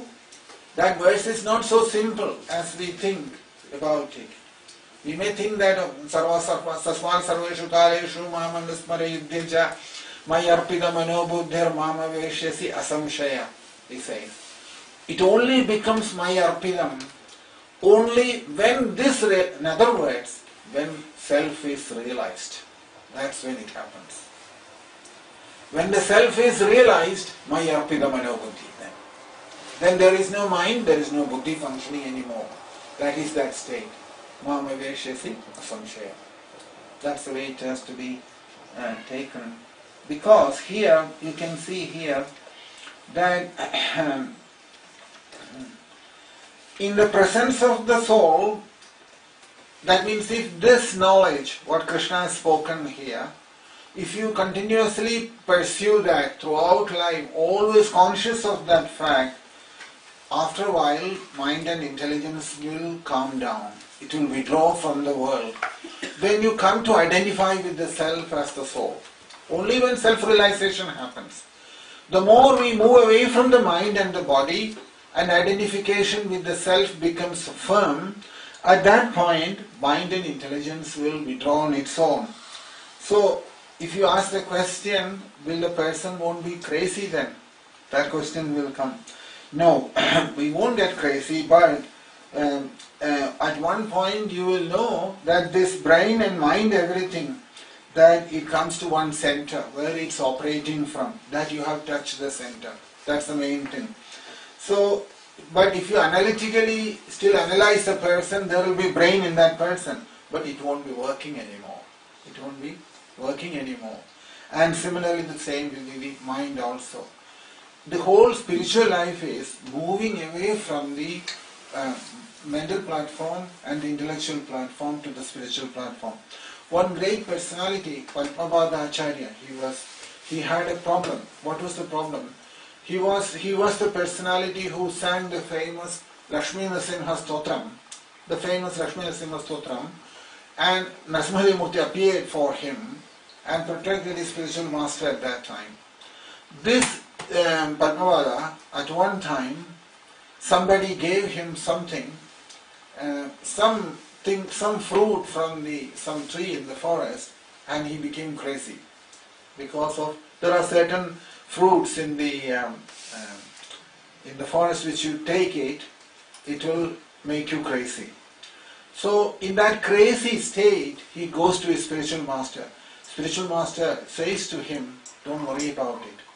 Because this personality was already realized. Padmavada was a realized person. After realization, due to taking this particular fruit, he became affected by that. His mind and intelligence started getting disturbed. Shankaracharya told him, don't worry about him anymore. Because the knowledge he has got is there inside. Mind and intelligence will go with the body. He will escape from this world, he said. That is how it is. We think that this mind and intelligence 24 hours we are busy with it, isn't it? Thinking that mind and intelligence will do everything. Mind and intelligence, like the body, is also meant to go one day. It's not going to go with us. So only realized personalities, they know that intelligence and mind has its own limitations. Self-realization, if that has happened for such a person, that this mind and intelligence, even though it may sometimes appear crazy, it won't go with him. It will leave him at the time when he leaves the body, and it will go away along with that. So that is what it mentions here, that you will notice here that after that realization, whatever he does in this world is according to the material nature's arrangement, because the body is in the nature's control. Nature will use that body to do certain things in this world, and that will be done. That's all it is at that point. And whatever it has to do through that body, it will happen that way. So whatever work it has to do, it will happen in that way. And whatever work is not meant to do, it will not do that. So when that body does its vyavaharam or activities in this world, everyone can notice that, how that body is functioning. It is at that time you start realizing that the spiritual activities of a person who is liberated from the body is on a higher plane. Is on a higher plane. So nobody can say how it will do its vyavaharam, because we won't even know how it does the vyavaharam. They give an example, just like in the whirlwind, like the dry leaves in the whirlwind. The leaf will be flown here, there, everywhere. It doesn't have any control over its own movement, isn't it? The body is similarly, the self-realized personality, when he moves in this world, he has no control over his own body. The body moves wherever it is taken by the material nature's arrangement. So therefore he says, Krishna is saying here, Mayarpita Mano Buddhi. That person is an example who has handed over the mind and intelligence to Krishna. That person who is in that state. He is an example. So till we reach that state, we have to practice it. We have to practice it. There is no other way. Krishna is saying here, Mayarpida Manobuddhir Mamaveshasi Asamshaya. In other words, personalities like Jadabharata, Rishabhadev, Dattatreya Rishi, Shukbrahma Rishi, they are all like this. That they go wherever they have been taken, they just go. So that means to 100% the mind and intelligence has been handed over to Krishna. In that state, they have no independence. Everything Krishna does for them, and that's what it is. Krishna decides where the body should be. When Krishna decided Shukra Brahmarshi must come and speak Srimad Bhagavatam, Krishna brought him there. When the Bhagavatam was spoken, Shukra Brahmarshi was taken away somewhere else. He didn't wait for anybody to tell him where to go or not to go. That is their way of life. That's how they will be in this world. That is the perfect example to show it to us that they will be in this world in their body, but the body will be not in their control, it will be completely in Krishna's control. You can see that in Jadabharata's case also. Jadabharata, although he was in this world, he didn't speak to one person in the last birth, isn't it? And then one day when Rahugana and his men took him over, he carried the palanquin for Rahugana, and after a while Rahugana started asking questions to Jadabharata explained to him that I have nothing to do with this body and you are talking to me about the body, he says. And only when Jadabharata said that, Rahugana opened his eyes and started thinking. This is not an ordinary person who says like this. Jadabharata says to Rahugana that you are talking to me about this body, but this body is not mine. What have I got to, I have nothing to do with this body, he says. So when Rahugana heard this, he started thinking. He has studied books a lot, Rahugana, but there is no realization in him. Whereas Jadabharata hasn't studied any book, but it's full of realization inside. That's what happened there. You can see there, Akovida Kovida Vadavadan, those verses in the Bhagavatam. The Tattvam Arshena Sahamanandi. There is no point in discussing Tattvam, he says, that because you are trying to mix your Vyavaharam with the absolute truth, which will not work. That's what Rahugana did, wasn't it? Rahugana was trying to say to Jadabharata about, he was trying to mix the Vyavaharam, the world, the etiquette of this world with spiritual realization. Jadabharata says to Rahugana, your so-called etiquettes cannot be mixed with spiritual realization. They are a totally different thing altogether. That's why 20 verses or so he has spoken, isn't it? And whole history there, that Jadabharata Upakhyanam is only to tell us this one point, that you can't mix the society, social rules, or the norms of this world with spiritual realization. They are two different things. If you start mixing, it won't work. It will not work. They are two different levels. Here, mind, intelligence, social etiquette, and what the society has laid out rules, they are important. In spiritual life, when realization happens, none of these has any impact applied to that people. Nothing to do with it. So that's why he mentions there that so that presence of Atma inside, what we have, Krishna is talking about here. Tasmal sarveshu kaleshu mam anusmara yudhyancha mai arpita mano buddhir mam aveshyasi asamshaya. Krishna says like that. So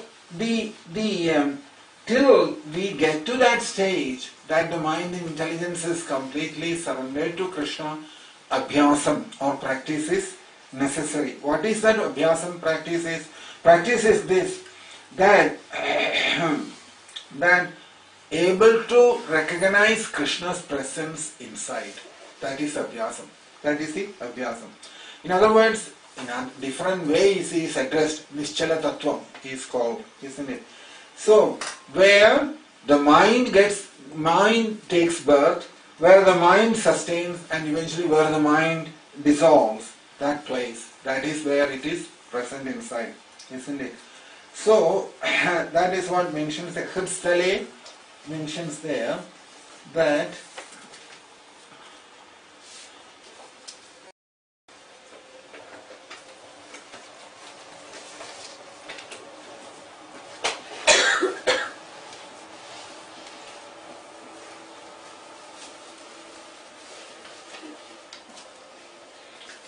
Hridstale manam swastada kriya bhakti yoga bodhascha nishchitam. Hridstale manam swastada kriya bhakti yoga bodhascha nishchitam. That bhakti, what Krishna mentions as the para bhakti, when that para bhakti develops in a person, this is the first thing he realizes. What is that? Where is the mind taking birth inside? That is Hridstalam. Hridstalam means that center where the birth of the mind happens inside a person. This is self-realization that comes from the Parabhakti, Bhakti Yoga Bodhascha Nishchitam. It comes from there. So, and just like when we go and stand near the ocean and we look at there, we see there so many waves coming, we enjoy looking at the waves and coming, and all the time they're coming and disappearing, isn't it? But suppose if you see a ghost coming, you won't enjoy the same way, would it? If it comes in the same way, you'll get up and run away from there. But similarly, because when the waves are coming, we know that the ocean is coming in the form of waves. Ocean is coming in the form of space. Therefore, you can enjoy in the same way. So, similarly, when the thought waves are coming, once you know that they are coming from the soul, you can enjoy in the same way without getting disturbed over it. So, but it requires practice. It requires practice. So, that Chit Shakti, it is a Chit Shakti inside, and that is what is coming in front of us in a particular form, in the thought waves, So, that is why in Radhasasana it is mentioned here that all emotions that is coming in a person is all considered to be a different aspect of the Prakriti, Maya Devi. Maya Devi is different aspects. Why is it spoken like that? Because every thought that is coming, or emotions that is coming inside, if you know that it is coming from her, Prakriti, material nature, she is expressing it through this, inside us. So therefore, she is given another name as Maya, has given another name as Manasi. You may have heard this name Manasi, Manasiganya and all this. Why this Manasi word to Prakriti, material nature? Because of this. That it's her presence inside us. She comes in the form of thought waves, therefore she is called Manasi. And in the Vedam, it is interesting. In Vedam, what it says is, from the soul came the sky, Agasham. Agasham came. From sky came the air, from air the fire, fire from water, water from earth. This is the way it has the creation, it is spoken in the Upanishads, isn't it? So, and from the earth, Aushadhi, plants and the trees, Vanaspati, everything, and Purusha, the individual survives on that, isn't it? So if you go one step behind that, that means we say from the soul, sky has come. So soul, sky has come. But if you ask the question where the sky has come from, in the Upanishad says sky has come from the mind. Sky has come from the mind. Because only if the mind is born, you will know the space. Isn't it? See, these two things, time and space, we have to know very well. It is important. And you have to know the limitations of time and space also. Time and space is connected with the mind. It's not connected with the soul.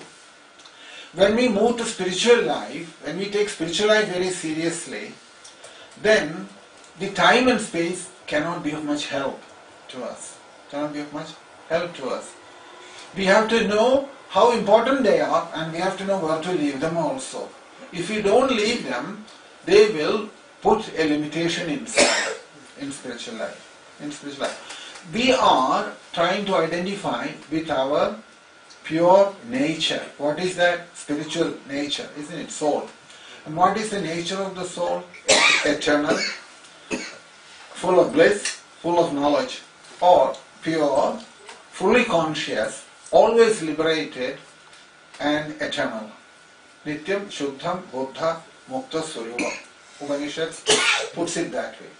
Now, if those things has to happen, if we come to that state one day, you will notice that there is no time, there is no space there in that. So this, it is interesting this, because modern science hasn't come to that point yet. Although they have brought this time and space, everything, little by little scientists are also saying now that can we bring time and space into our study? How long is it going to take for us to understand this time and space? The rishis have already told us, time and space, you leave it behind. If you keep time and space within you, then it is not possible to move away to close to the truth. Truth is beyond time and space. That is the difficulty. So here, he mentions here that you can see that, that only when the mind is born, you can talk about space. Isn't it? Where is the space and time and space? It is in the mind, it's not in the soul. Soul has nothing to do with time and space. Time and space is born from the mind. Only if the mind is born, you will know about the space. And if the mind is closed down, the space is also closed down. perfect example in the Sushupti. There is no space there, is there? In deep sleep state. There is no space. And in the deep sleep state, there is also no time. So you can see there itself, time and space only has some effect only in the vacant state. Only in the vacant state. Possibly to some extent in the dream state, but not in the deep sleep at all. So first thing is the living force, the soul inside. Because if you want to understand that verse, what Krishna has spoken, there is a lot in that verse. When Krishna said put in 4 lines, very simply put it to Arjuna and he left. Left others to understand it. And you can see the problem. Tasmal saveshu kaleshu mam anusmara yuddhya mai arpita mano buddhir mam aveshyasi asamshaya. Verse is very open, but at the same time, if you look into that verse, you will see there that Krishna is talking about that where is this mind? Where is the mind coming from? That is why I mentioned there that first thing that comes from that force, Atma, soul inside, is this mind. Is this mind is the first thing that comes out from inside. What comes from the inside? Which is a perfect example. When you wake up in the morning, in the deep sleep state there was no mind, isn't it? As soon as you woke up in the morning, first thing, the mind comes out. Mind comes out. When the mind comes out, all the other thought waves comes along with that. And what happens? Then the planning starts for the day. I have to do this, I have to go here, I have to go there, I have to go to office. And boss is expecting this, wife wants this, children wants that. Like this, a number of things follows after that, once the mind is woken up. In the deep sleep, boss is not disturbing, wife is not disturbing, children are not disturbing, nobody is disturbing. Isn't it? So you can see from there that this thing called mind is cause all the problem, not the soul. The soul has nothing to do with any of these things. As soon as the mind is woken up in the morning, all your world begins. The world also begins with that. So therefore, when the mind opens up a little bit, that is called dream state, Swapnam state. And when it is fully opened up, it is called the vacant state, Jagrata. So we come from the deep sleep state to the dream state and to the vacant state. Sushupti to Swapnam to Jagrata, in that way, Jagrata state. So, when the mind is fully opened out, what do we say? We say, oh, my mind tells me, to my mind this, to my mind that. We will keep saying this, all these things, isn't it? So, therefore, when the mind is fully open, it will create that duality of the world. Duality becomes very powerful inside us. Duality is very powerful when the mind is fully opened up. And the problem with this mind has got this one nature, that duality is a product of the mind. What does duality mean? Duality makes sukham and dukkham. Mind says, this is sukham, this is dukkham. This is happiness, this is distress. When somebody gives you a chocolate, you feel happy. About the happiness comes in that. If somebody beats you up, then you cry. Isn't it? So both this happiness and the distress, they are only to do with the mind. It has nothing else to do with that. So this duality, that is what the mind first thing does to us. In everything. Anywhere, whatever you look, you will see this duality happening all the time. Some people you say, I like them. Some people you say, I don't like them. To some people you feel attachment, some people you feel aversion. And somebody praises you, you feel happy. And somebody criticizes you, you feel unhappy at that time. You feel unhappy. So these various things that is constantly moving from one to another, this duality is the product of the mind. You see? Product of the mind. So you can see how. But in the deep sleep you didn't have any of these things. Dvandvam. Krishna mentions in the Bhagavad Gita, a person who has gone beyond the mind is called Dvandvadita. Dvandvadita means one who has transcended the mind. One who has transcended the mind. So you can see when this duality is there, when in something gives, you feel happiness or you feel distress from that. And when you have a good dream in the night, we say sweet dreams, isn't it? So if the mind gives you sweet dreams, you enjoy. You enjoy. Instead, if it brings some ghost or something else in the dreams, then what will you say? So you can see what will happen. What can you do? If it gives you, instead of some sweet dreams, some devil or some ghost or something like that, it appears in the dream.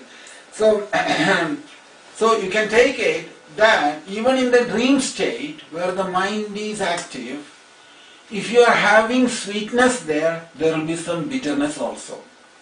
Even in the dream. This, you have to understand the mind in a deeper level. Only then you will enjoy these things. See, in the vacant state, fine. It does throughout the vacant state, that's all it does. One moment it makes you happy, another moment it makes you distressed. Isn't it? Throughout day and night, this whole thing is going on. Even when you go into the dream state, what happens there?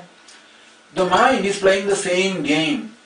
Happiness, distress, happiness, distress, happiness, distress, all the time. Something you are having happiness. This is the way the mind plays with us all the time. But when you go to deep sleep, what happens? He cannot function anymore. So there is no duality there. There is no duality there.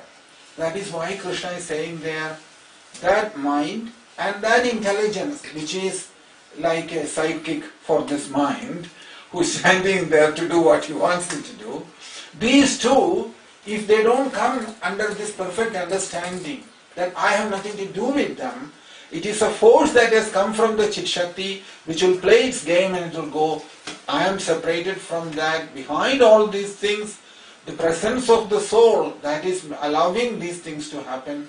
Krishna says in that state, if you are conscious of that, it is Mayarpida Manobuddhi. That verse is talking about. Mayarpida Manobuddhi means that you are not anymore a part of it, you are a witness of everything, what is happening there. Mind is playing its game in the vacant state and in the dream state. It cannot do anything in the deep sleep. Same thing with the intelligence. When you come to that state of consciousness, in the vacant state, understanding that mind and intelligence is not me. It is separately, it's a force that's come from the Chit Shakti. It will create according to my vasanas inside and thought waves will come through that. And it will play its game of this happiness and distress all the time, and eventually it will disappear one in the night.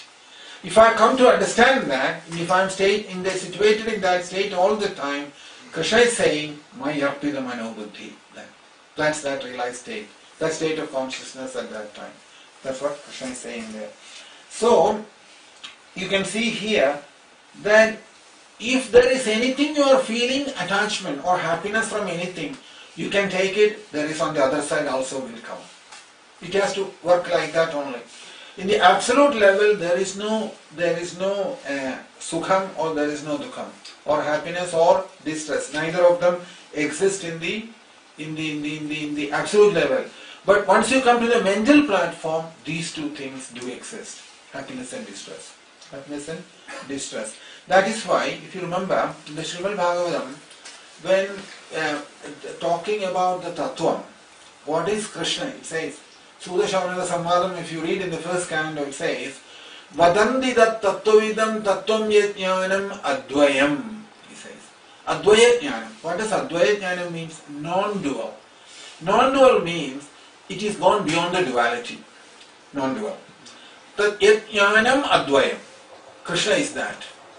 And that he is addressed as Brahmedi, Paramatmedi, Bhagavan iti Shabdyate. But his nature, his Swarupam is Advaya Jnanam. That means there is no duality there in that state of knowledge, the state of knowledge. So, that's what is mentioned here.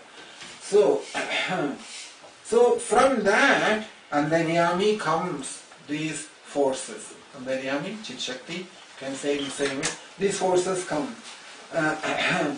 If one is fully conscious of that all the time, then that mind cannot give us any trouble anymore. Because it is her who has come. Prakriti has come from her. Just like sometimes mother and children, when they play, mother will put some cloth on the face and try to frighten the child. The child knows its mother inside, but because she has put some cloth, the sari or some dhoti or something on the head, and covered herself, and the child is looking at it, the child is not sure. Small children, when they play like this, isn't it? So the child doesn't know who it is, but suddenly the mother takes the cloth off and the child sees the mother and the child feels happy that it was the mother who was behind. It's exactly the same thing happens. When self-realization happens, it is just like taking that cover off. Maya has put this cover on top of us in the form of this thing called mind. When the mind is taken out, then we start seeing what we are actually, our pure identity as spiritual, completely separated from this material coverage. Then the child felt the happiness in the same way. The self-realization brings the same happiness to us. So that is one important point there. So, then after that, just like the mother, if she puts on any clothes or covers herself, child knows its mother.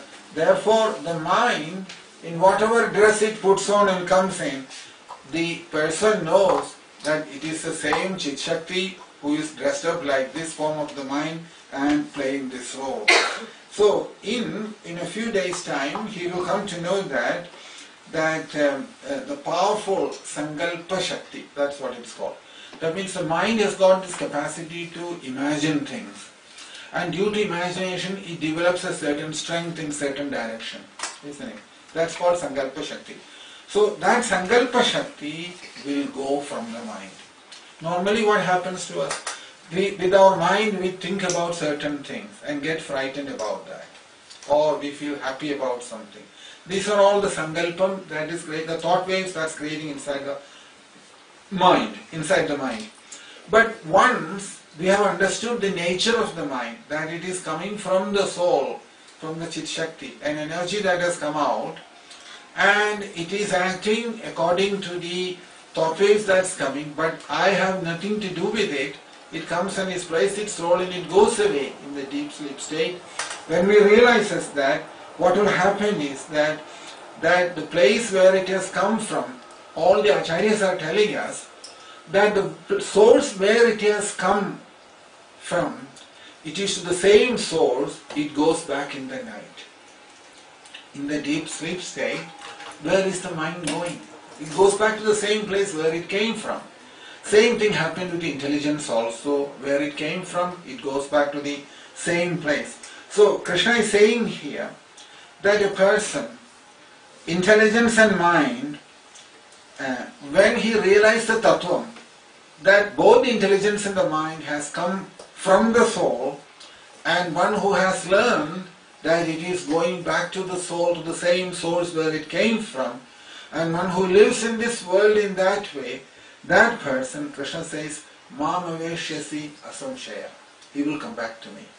Because in Krishna is concerned, he is my arpida manobuddhi. His mind and intelligence, he has given it to me, Krishna says. He has given it to me. So that giving to Krishna is a very special process. It's not a very, literally you can't take it in the way we talk about it. I can't say to Krishna, look, I've given you mind and intelligence, what are you doing with it? What have you done with it? You can't ask that question. Krishna is saying, if you have really handed it over to me, then you should be able to live in this world in that state. Only then you have handed it over to me. Otherwise you have not. Isn't it? Suppose if you, suppose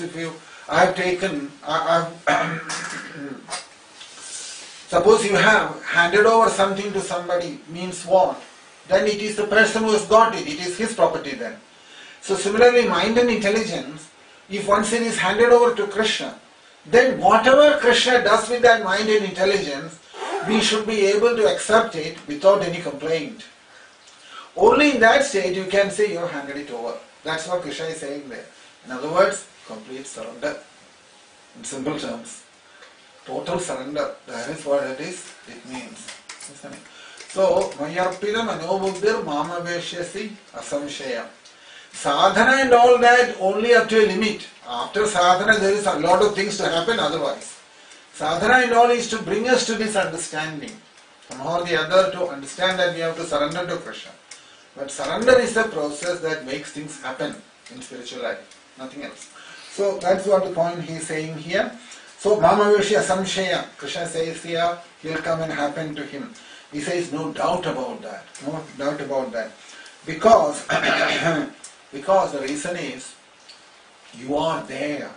Actually, your astitvam, awareness is there in that soul, in the soul. That's where your awareness is, isn't it? So, in other words, day and night, you are in Krishna. You are in Krishna and you are experiencing Krishna all the time. So, till we get to that state, Krishna is saying here that you have to follow this as a sadhana. These words, as a sadhana in life.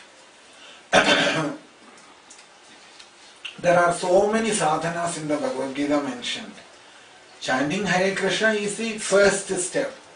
But there are many more sadhanas in the Bhagavad Gita. One is supposed to, what they call as the Anusyuta. Anusyuta means continuously pursue through in our daily life.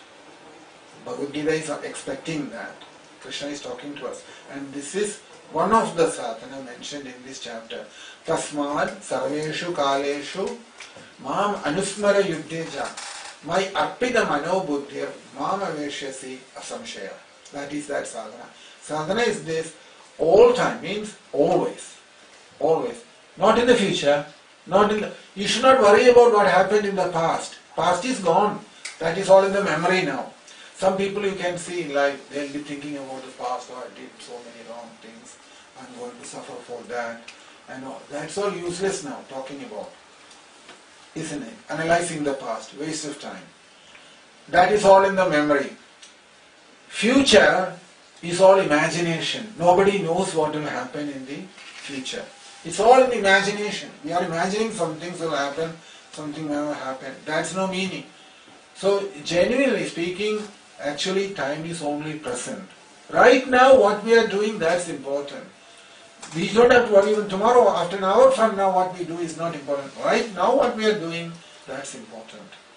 That's what that Tasmana Sarveshu Kaleshu means. Mam Anusmara Yuddheja, Maya Arpita Mano Buddhir, Mama Veshesi Asamshaya.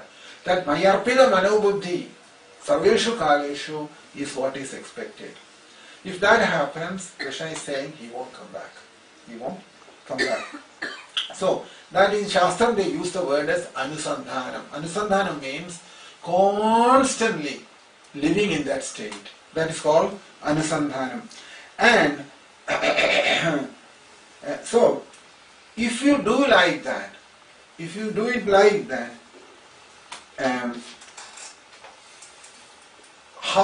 what will happen to Antaryami at that stage? When you pursue in that way, that means in this state, Tasmana Sarveshu Kaleshu, Mam Anusmara Yuddheja, Maya Arpita Mano Buddhir, Mam Aveshyasi Asamshaya. How one should perform that process is what is spoken in the next verse. If you look, you will see that next verse. Verse 8.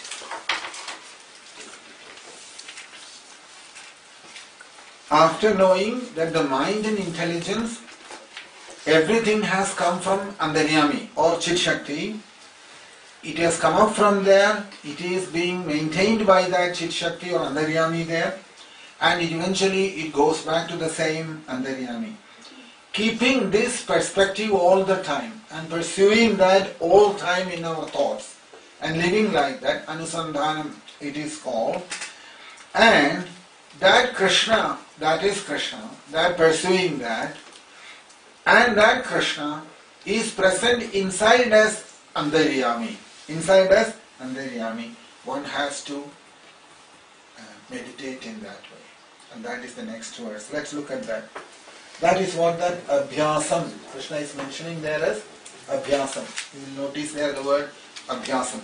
That is Abhyasam required. Abhyasam means this Anusandhanam or following up in this way, pursuing that process. So, you'll see it says here that, it says, verse 8, Abhyasa yoga yuktena Chedasananyagamina Paramam Purusham Divyam Yadi Parthanu Chintayan Abhyasa yoga yuktena Chedasananyagamina Paramam Purusham Divyam Yadi Parthanu Chintayan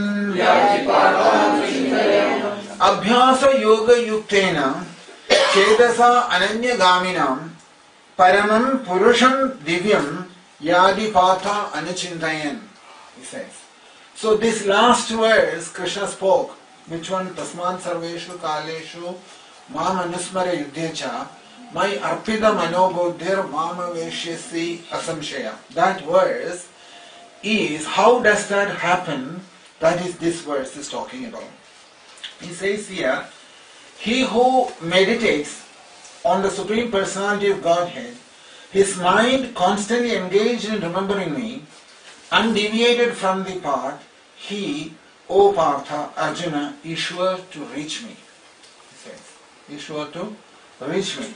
So, Sarveshu, so one who is doing that, that means Sarveshu Kaleshu Mam Anusmara Yudhyacha, my Arpida Mano Buddhi, everything what we spoke till now, based on the last verse, if that is followed throughout the day in our vacant state, then Krishna says that he will develop this verse as his meditation. Meditation will happen based on this verse. What is that? Abhyasa yoga yuktena chedasa anyagaminam chedasa anyagaminam, then paramam purusham divyam yadi parthana chintayan. Paramam purusham divyam yadi parthana chintayan. All these verses in this 8th chapter are quite complicated in many ways. We look at that verse because if you look at that verse, you will see there that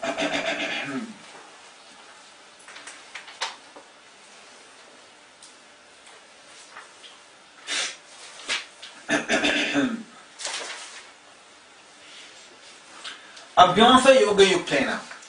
Abhyasa yoga yuktena, my chitta samarpanam. Chitta samarpanam means this surrendering of the mind and the intelligence to Krishna. That's the chitta samarpanam. Chitta samarpanam vishaya bhude ekasmin tulya pratyavrti lakshanam vilakshanam pratyaya andaridam abhyasaha.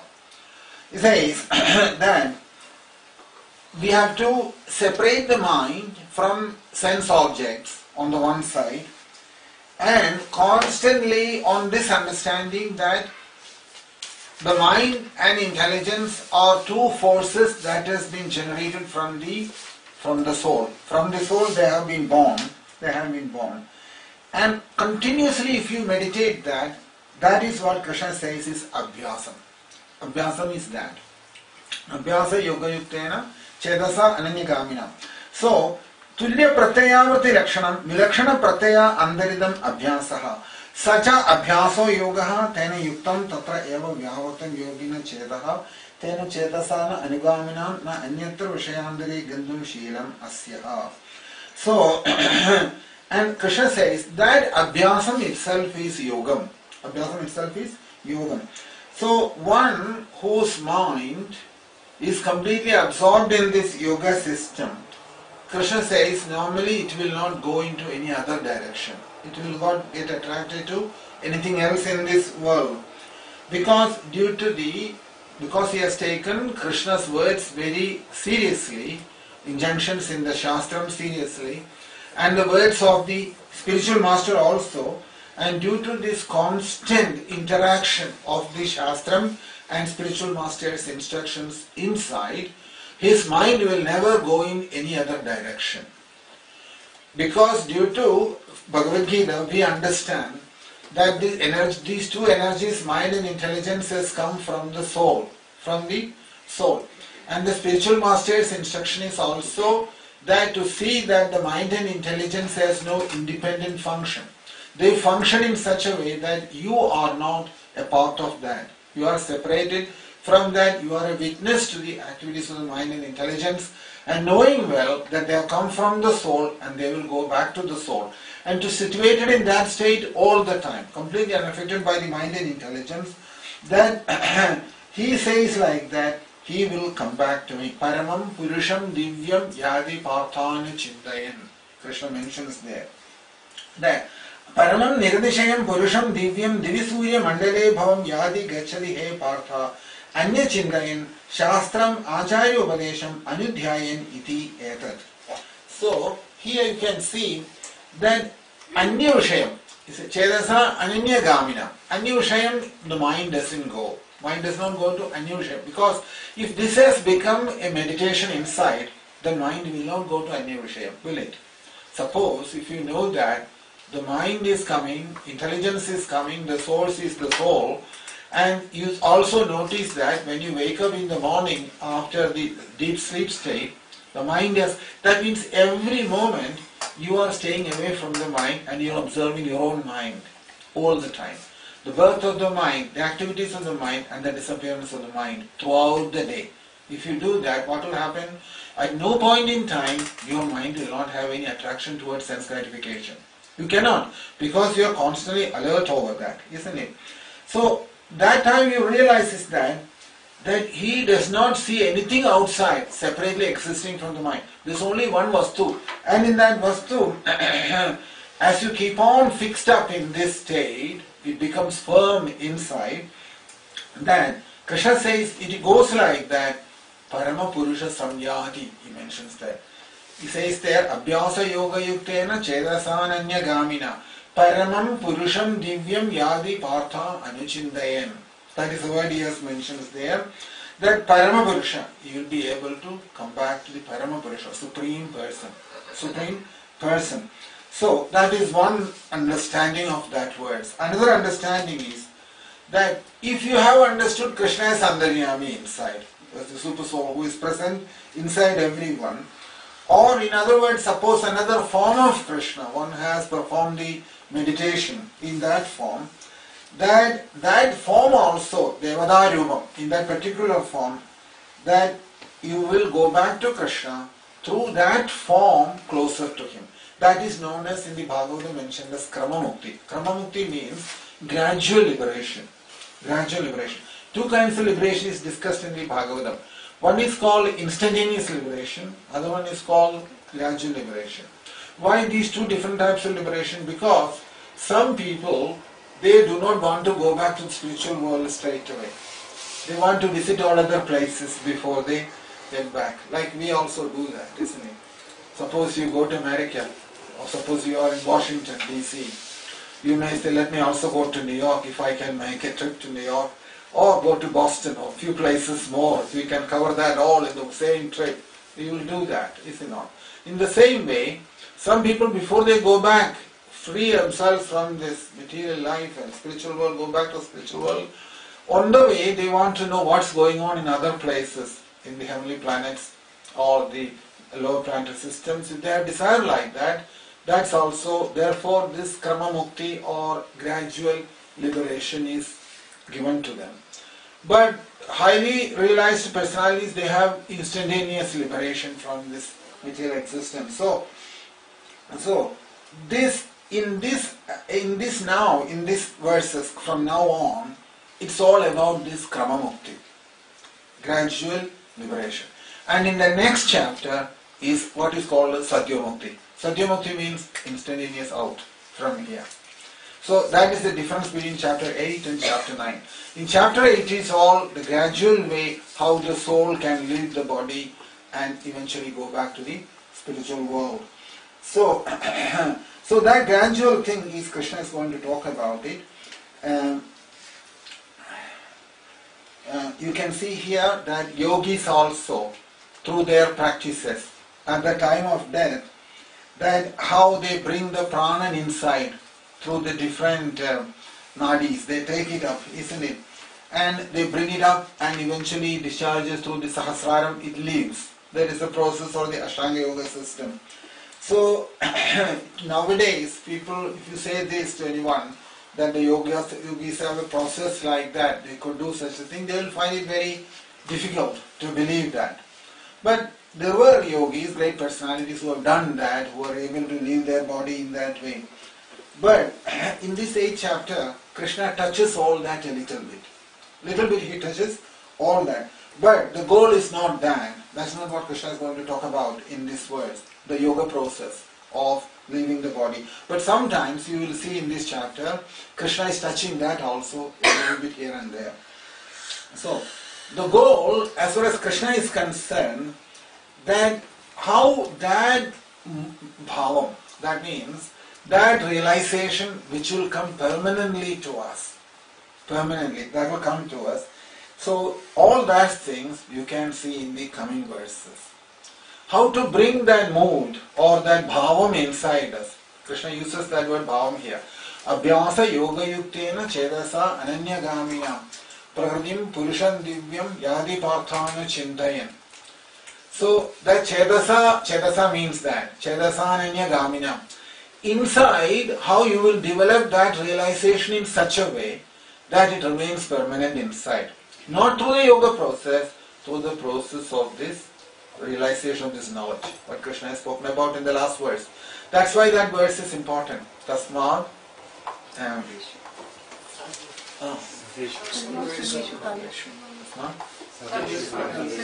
Sarveshu Kaleshu Mam Anusmara Yudhija Mayarpida Manobuddhir Mam Aveshyasi Asamshaya. If that verse is practiced in life for a long period of time, then what will happen to that person? How he will move away from this world to his next existence. That is the coming verses all going to talk about that. From now on, similar verses is the moment of that person who has followed this system. Tasma Sarveshu Kaleshu He will come back to me, Krishna has already said, definitely. Mahavavyashya Samshaya. He will get to his spiritual identity. But how that happens, that's what's going to be spoken in the many verses from now on. So we'll have a short break and we'll continue after that.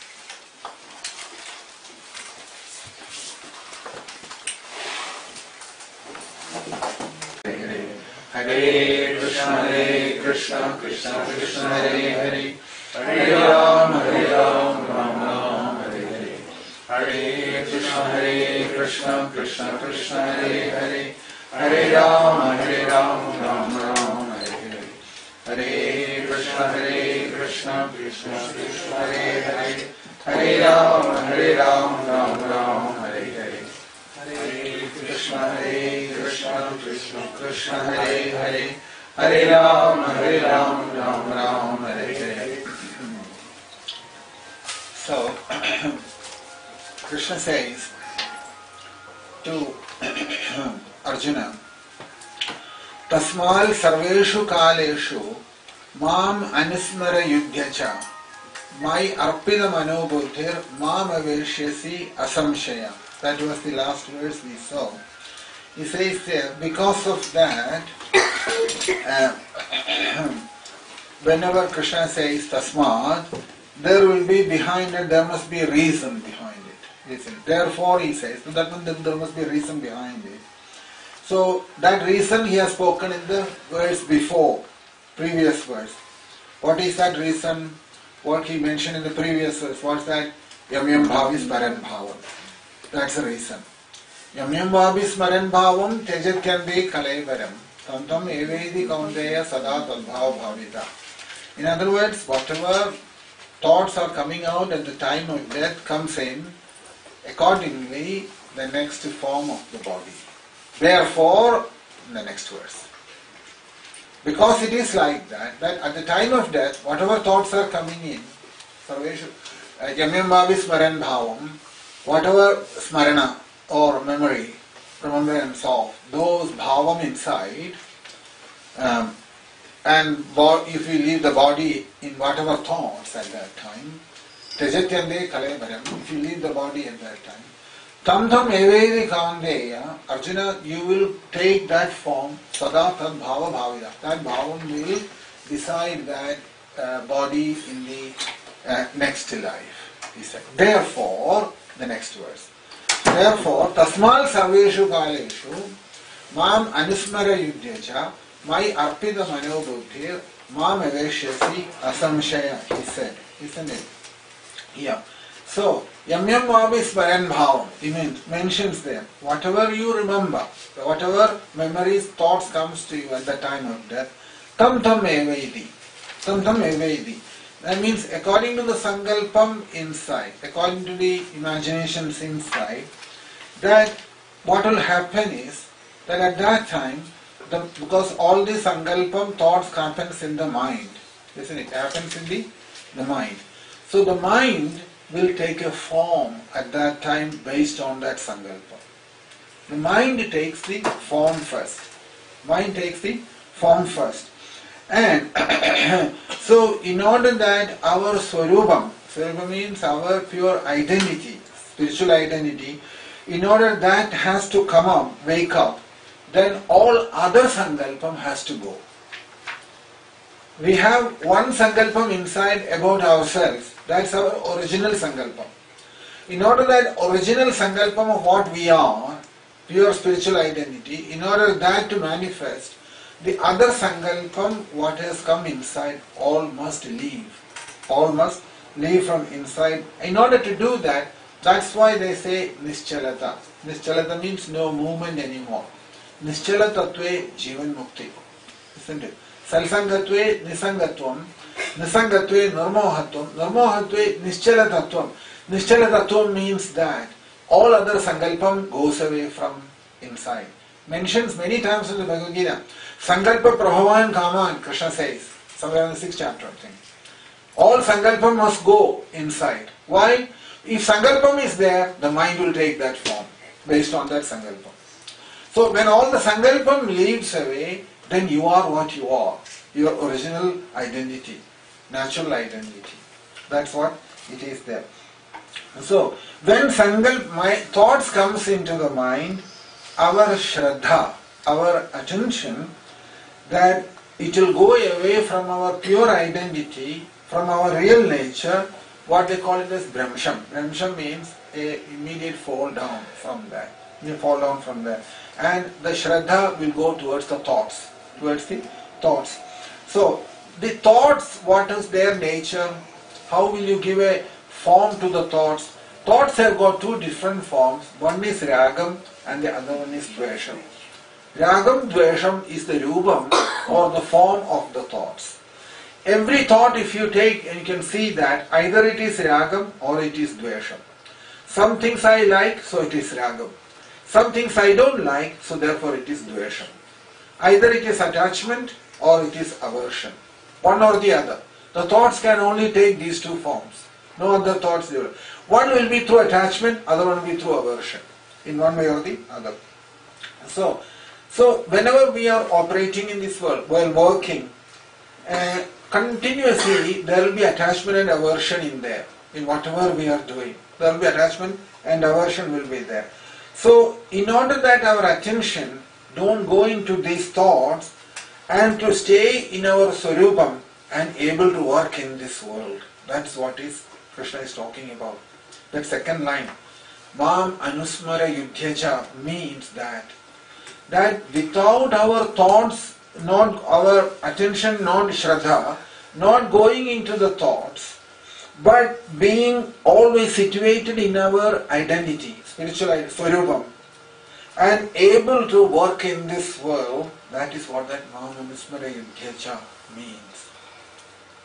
It's not that I just remember Krishna and I go and do everything what I want to do in this world.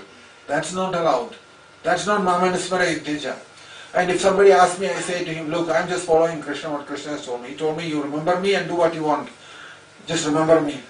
That's not what it means. It means that able to do that always being situated in our identity, in spiritual identity, and at the same time, attention never fall into the work what we are doing in this world.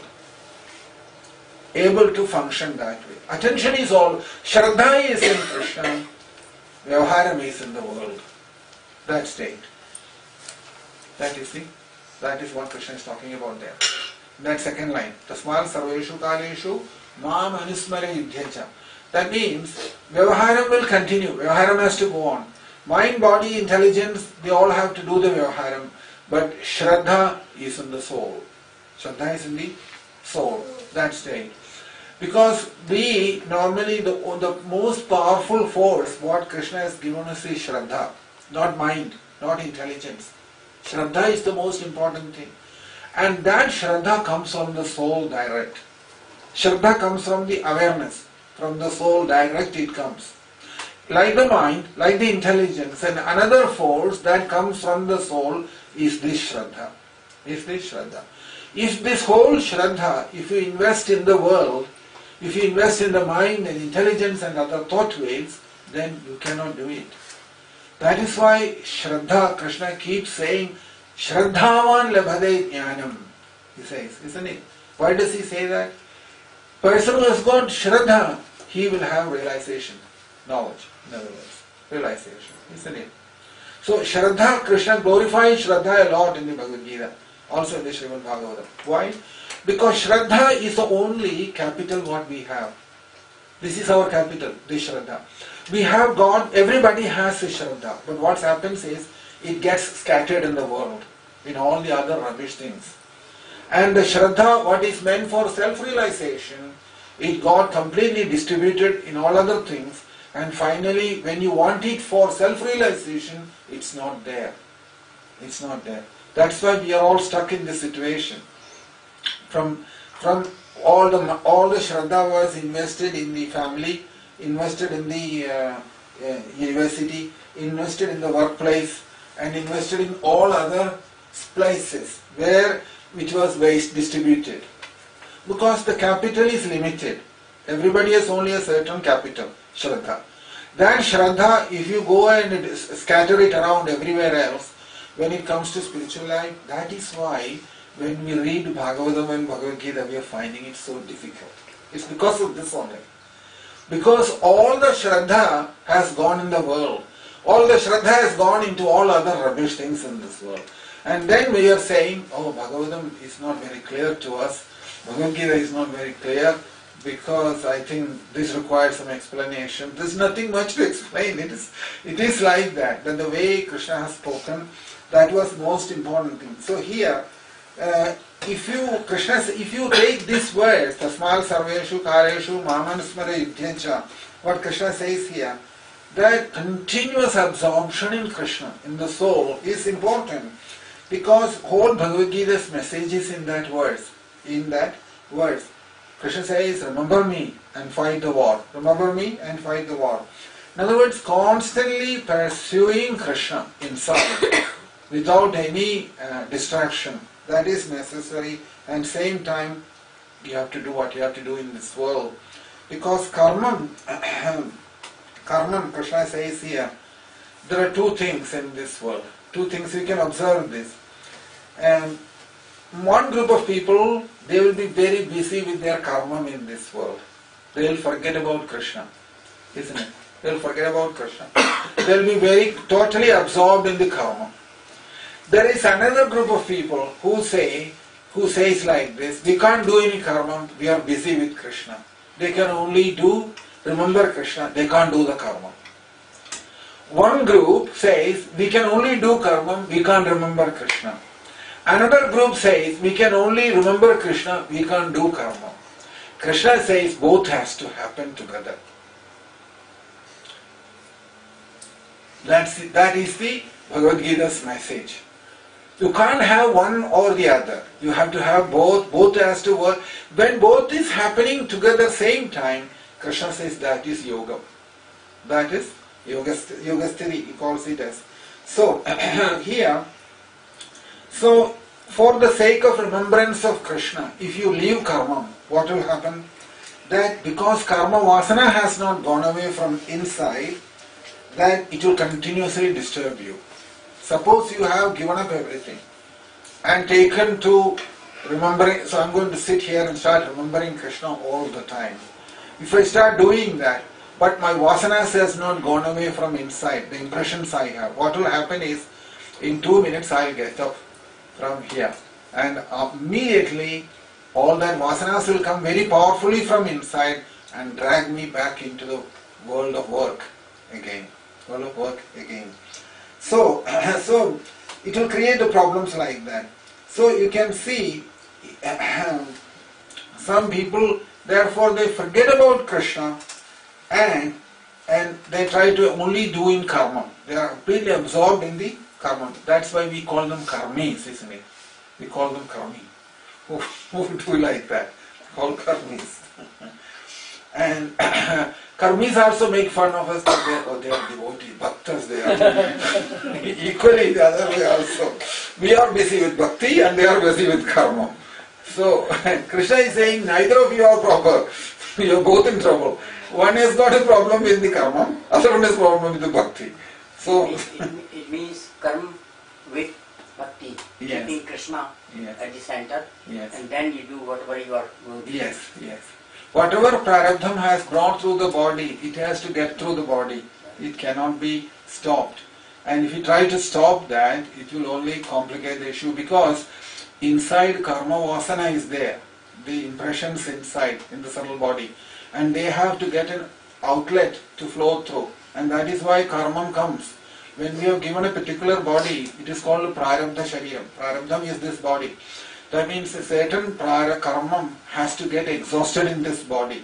Therefore, the prarabdha karma can only get exhausted if karma is executed in the proper way. So therefore, you will see in the first 5 or 6 chapters in the Bhagavad Gita, Krishna is talking about this karma so seriously, karma yogam and other chapters, only to make us aware that karma, you cannot simply wash your hands like this and walk out from that. If you do that, what will happen? Krishna says, your spiritual life won't go properly, nor your material life will go properly. Both problems will come. That's what he just mentioned there. So, anyway, come back to this. Krishna is saying here, remember me and absorbed in me and execute the karma. He says here. So, so one who has become perfect in that, who has reached that perfection stage in that, they can continue to do karma throughout their life, but for a second even, their attention will not go away from the soul. Jadu tashtadi akarma kral. There is a verse in the Bhagavad Gita, you will see there, that Krishna mentions there, Jadu tashtadi akarma krat. Not for a second they can stay away from karma.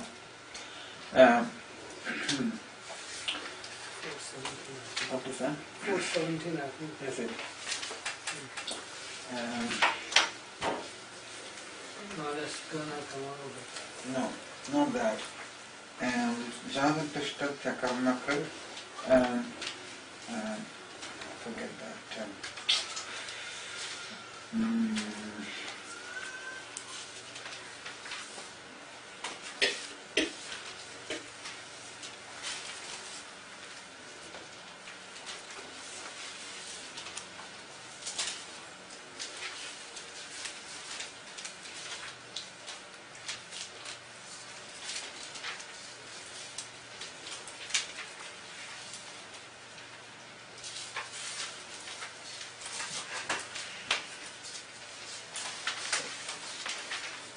Chapter 6, isn't it?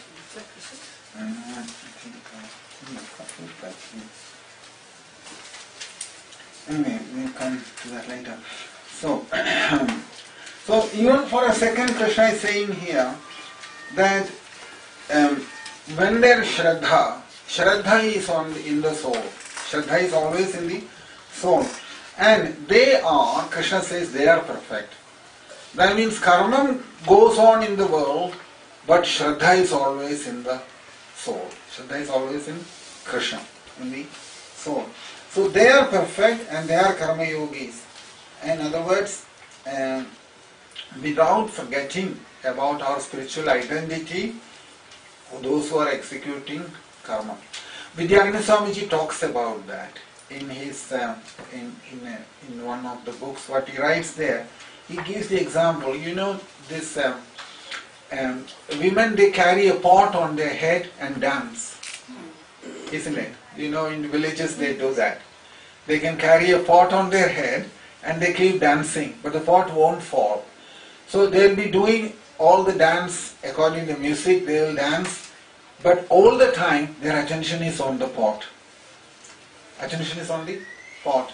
They have learned that, how to do that. It's able to focus on the pot, at the same time able to dance along with the music.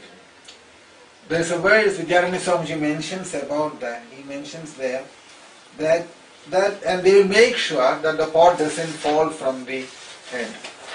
Mentions like that. That was 418. What does it say? Starts with Karmanya Karmanya. Karmanya Karmanya, Pashit Karmanya, Karmanya. No.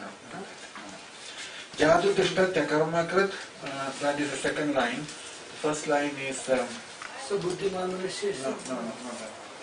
No. Even for a second one cannot stay without doing karma. He mentions that. We'll come to that later. So Pungani Punga Vishayakshana Talparobi Brahmava Loka Dishanam Na Jahadi Yogi.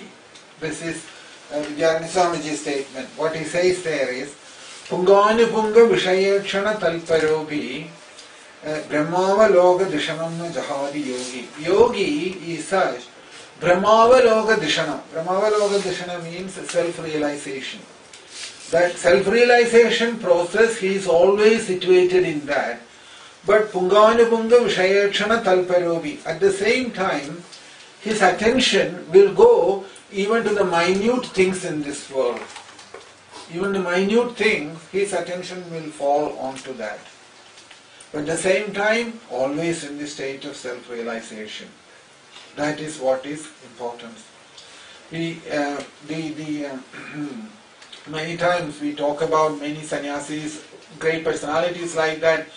They will, if you see sometimes when they operate in this world, their attention will go to the very, very small things, very minute things, because they are discussing about Brahman, and self-realization doesn't mean that they have no attention towards the smaller things in this world. They are able to keep their self-realized state all the time, and at the same time able to perform all other karma in this world. Karma in this world. So here, that who is the best example for this? Krishna himself. There is nobody else a better example than that. Krishna's case you can see here that throughout, if you look Krishna's time in this world, that is how Krishna was, isn't it? Because he is teaching us that this is what is in the realized state has to happen. That their Shraddha is always in that state of realization. Sangeeta Tala Laya Nritya Vasham Gatapi.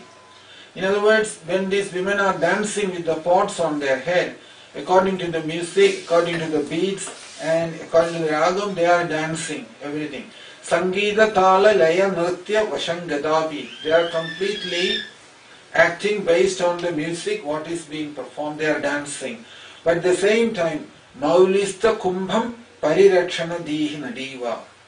But they are fully conscious that if they make any mistake, this pot on the head can drop. So they keep that pot in the head in such a way that fully conscious of that, able to do everything as per the music. That way we have to be able to do that. Then you can say that you are progressing in spiritual life. Otherwise not. As I mentioned, there are two classes of people.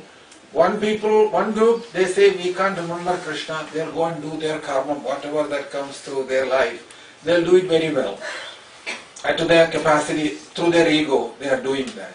Another group is saying we can't do any karma, we are busy with Krishna 24 hours. They also are not the best. Krishna is saying here, the one who can do this as well as that together is the best. See? Best. So, Sangeeta Tala Laya Nritya Vasham Gadabi Maulista Kumbha Parirakshana Di Nativa. So, they are dancing according to the music. At the same time, they have to be very careful so that the pot doesn't fall from the head. That Jagrada, awareness all the time. So, similarly, while doing all this business in this world, Vyavaharam in this world, Shraddha is in the Swarupam. Shraddha is in the Antaryami inside. Shraddha does not never moves away from inside. What does that mean? It means that he is not conscious that I am doing anything. He is not conscious of that. At the moment when we are engaged in some activity, what happens? All our Shraddha is in the action, isn't it?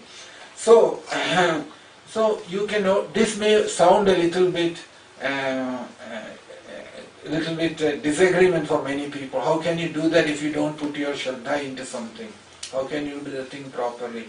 The fact is, body can do without your attention in that karma.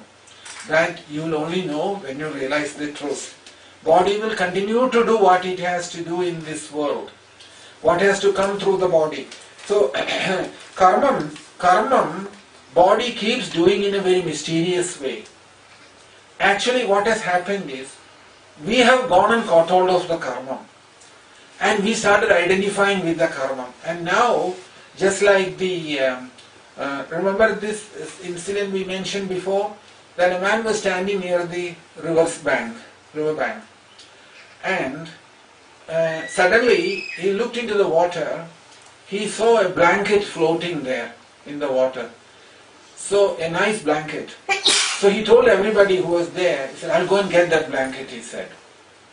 So he went and caught the blanket. The water flow was very strong. So he was trying to come out of it with the blanket. But after a while he realized that the blanket is pulling him strongly into the water. And then he started looking at the blanket. It was a bear. It was not a blanket. It was a bear. So then he got frightened when he realized it was a bear. So he wanted to leave the bear and come. But the bear was not leaving him. The bear was holding him very tight. It is like that our karma in this world. We have gone and caught hold of all kinds of karma in this world. And we are now saying karma is not leaving me. It is us who have started this whole business in the first. All karma has started in this way, that we got attracted by karma because karma vasana inside will not allow us to stay away from karma. Very advanced realized souls, they are freed from this disease of karma. Listen, karma don't bother them anymore. Because karma, just something happens through the body.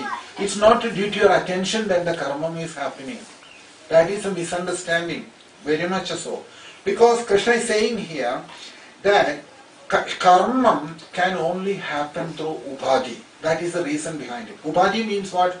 Body, mind, intelligence, ego. It cannot happen through the soul. Soul doesn't do any karma. Karma is performed by the upadhi. Upadhi means these four. Mind, body, intelligence and ego. So, upadhi, karma is in the upadhi. Karma is not in the soul. If we are situated properly in self-realization, Krishna is saying, karma will still carry on because body, mind, intelligence and ego will still carry on their business in this world. Only difference is that you will not be identifying with them. You will not be identifying with them. Now, you can't ask the question, when I say this, oh well, if you say like that, from tomorrow onwards, can I do my work without giving any attention to it? Because will it happen through my body? Yes, it will happen through your body when you realize the self. Otherwise not. When you realize the self, after that, you are not doing the work anymore. Body is doing it, mind is doing it, or intelligence is doing it. And you will notice at that time, it can do all those things without your attention in there. That is a realized, operating in that realized state. One day morning you can suddenly decide, now from now on I am realized and I am going to do it like this. It won't work like that. First that state has to come. That state of realization has to come. That's why Krishna is saying here that, that karma is mysterious thing. Body keeps on doing various karma in this world. So Ubhadi are doing its dharma. Ubhadi dharma it is. Ubhadi dharma means body, mind, intelligence, they have to act in this world. That is the way they are. They have to engage in karma. But I am not doing it. Without that, they have to do the job. Without thinking that I am doing that.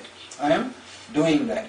That means in that realized state, Satchidanandam state, it is doing that, and that without being touched by any of the influence of the world, just like the sky.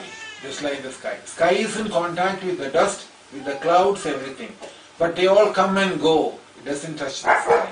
In a similar way, inside, once you have that realization, Atma, Sarupam, or the soul, or one who has realized his identity, Atma Jnanam, self-realization has happened to him, and in that situation, karma will not have anything to do with that person. Anything to do with that person. All activities at that time, what is happening through that body, mind, intelligence, he will have nothing to do with it. In other words, there is no kartrutvam at that time in him. That means, which means that normally, ordinary people, according to our prarabdham, we get tossed around in this world, isn't it?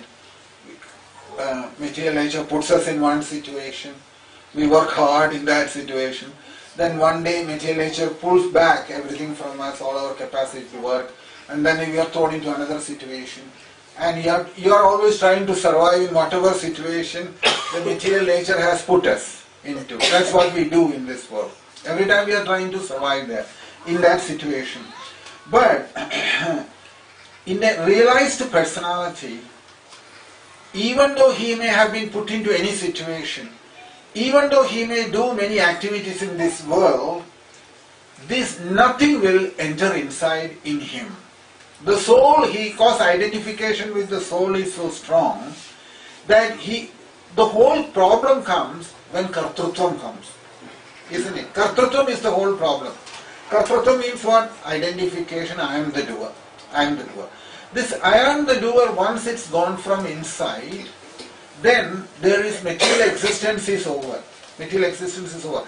That is why Krishna is saying here, Kartrutva Bhoktruttvadi Raga Dvesham. It is Samsaraha, says in the second chapter.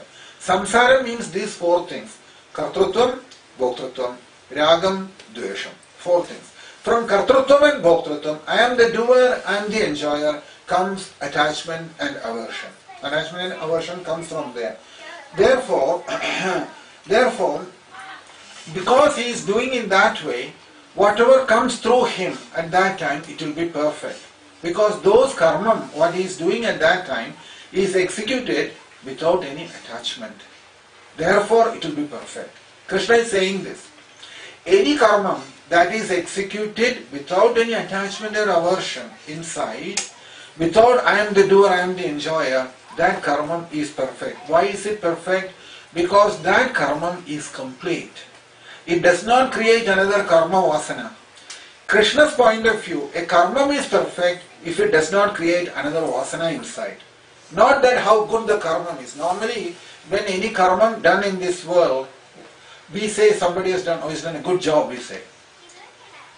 But Krishna is not saying that. Krishna says your good job, bad job is all bad at the end. What Krishna is saying to us is, if any karma you have executed in this world, if it has not created another vasana inside, which will create another body, then your karma is perfect. He is not bothered about the end result of your karma. He is bothered about the reaction of that karma in you, what it has created inside you. If it has created another vasana inside, then that karma is not complete. That means for this vasana, in order that vasana to exhaust, you have to create another body and go through this whole thing. This is how we have accumulated so much karma vasana that we are getting life after life, body after body. Goes on like that. This is the principle behind this transmigration of the soul. That's how it happens. So, in such a situation, Krishna says that if you just stand in front of a mirror, the mirror reflects exactly what you are inside the mirror, isn't it? So, so once you move away from the front of the mirror, there won't be any mark even inside the mirror of you. There's not even a mark inside, isn't it? Similarly, whatever karma we perform in this world, according to our prarabdham, not for others' benefit, according to your prarabdham what happens, or not due to others' pressure or others' influence, but Others, whatever they have to do, they will do that. He has no attachment there, and there's no attachment to the results, and there is no I am the doer inside that. And if he gets anything from that, that he takes it that whatever comes from that, in natural way he accepts that, but other sides he is not concerned about that either. So this training is important in the beginning of all who comes to spiritual life. That is why in the Bhagavad Gita, Krishna has brought this Karma Yogam first before everything else. Only for this reason. That somehow or the other, Kartrutva Bhoktrutvam must go in the beginning. Therefore, you will notice in every spiritual institution also, they expect you to do something without expectation of results, isn't it? Only then it will work, otherwise it won't work. What is the reason behind? The reason is this, that by doing that way, Kartrutva Bhoktrutvam will go away from inside. For a long time, one who is doing selflessly, you will notice this thing in them. They have acquired that state, that I am the doer, I am the enjoyer, goes away from them very easily. But as long as we are identifying with I am the doer, I am the enjoyer, then this won't happen. This won't happen. The freedom from that influence of the karma. So, therefore, yogis, what they do, first what they do is they won't do any karma for some time, in order to get out of the grip of that karma. That's why many yogis first, when they start their yoga process, what they do, they withdraw from the world. For this reason only. So that karma does not cause a problem. Otherwise karma vasana is very powerful. When you withdraw from the world and move away from there, automatically you feel a relief from this, from the karma vasana, isn't it? And that withdrawal is this 6th chapter of Bhagavad Gita, Dhyana Yoga. Dhyana Yogam, 6th chapter, is all about the withdrawal from the world. So, in that state, all the karma will drop away from you. All the karma that is inside will drop away from you. You will go and sit in a solitude and practice that. And what the yogi does is, he keeps going inside in a much deeper level. And when he starts realizing his Swarupam, or the knowledge of the soul, that not only that in the pure state, that means when the awareness of his identity as the soul, not only during the meditation, but also when he is awake, or will also be there, and also he will try to maintain that smriti or memory even while engaged in the activities of this world. So, but the problem there is, as soon as that smriti, that is called smriti. Smriti means that constant awareness of his position, that I am Aham Brahmasmi, that state, I am Brahman, I am Brahman. If you fall, what will happen? They will go back to that meditation state again. That's what the yogis do.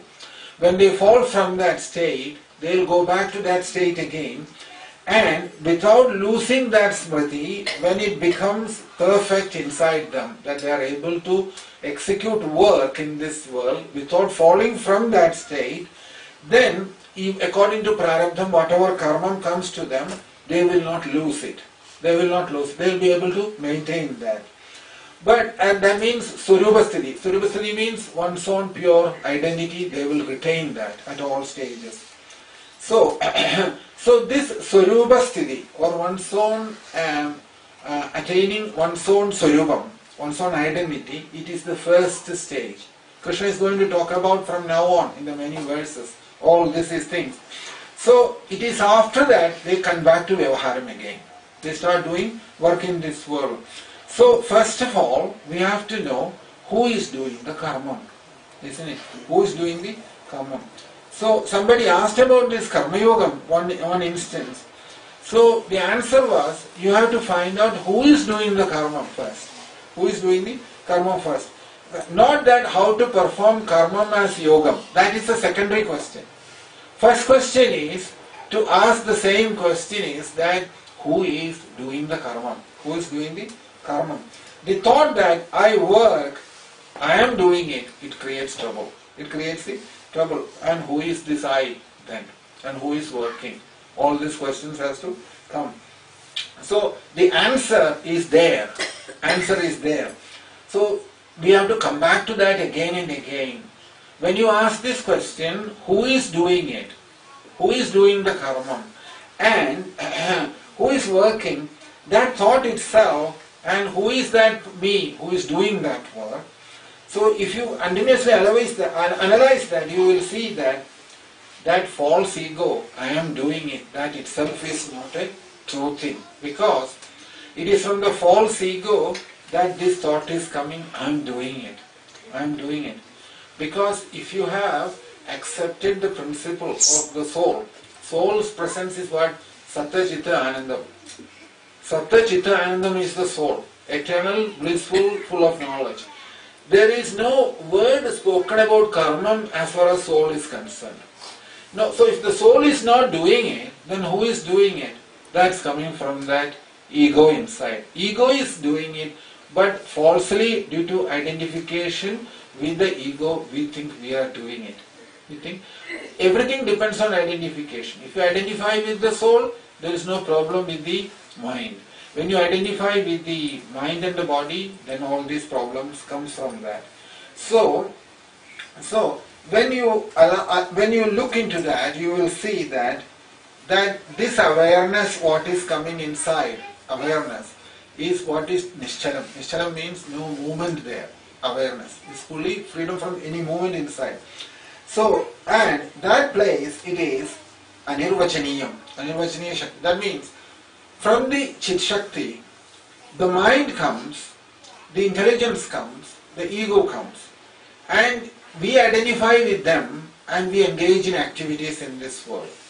When you move away from the mind and intelligence and the ego, and you start becoming more and more conscious of your spiritual identity, spiritual awareness, and you become simply a witness of the activities of the mind and the intelligence, it mentions here that you will notice at that point that Shakti, that power, Chit Shakti, which has separated you from the mind intelligence, that Shakti, that same power is using the body to do different things in this world.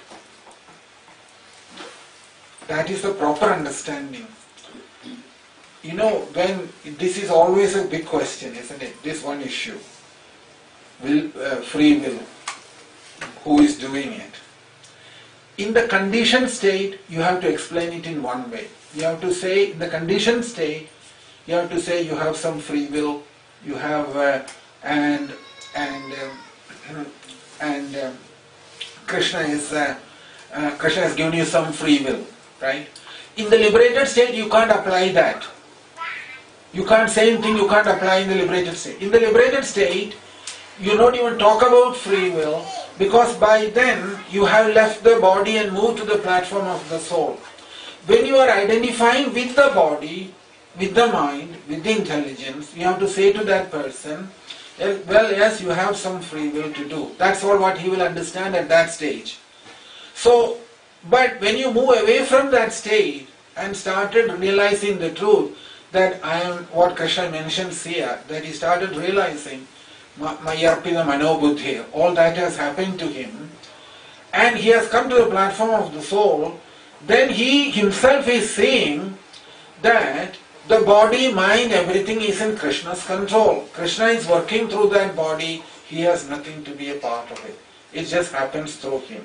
At that time, is that words in the Bhagavad Gita applies. Which one? Prakrite kriyamanani gunai karmani sarvasha ahangara vimodhalma kartaham iti manyate.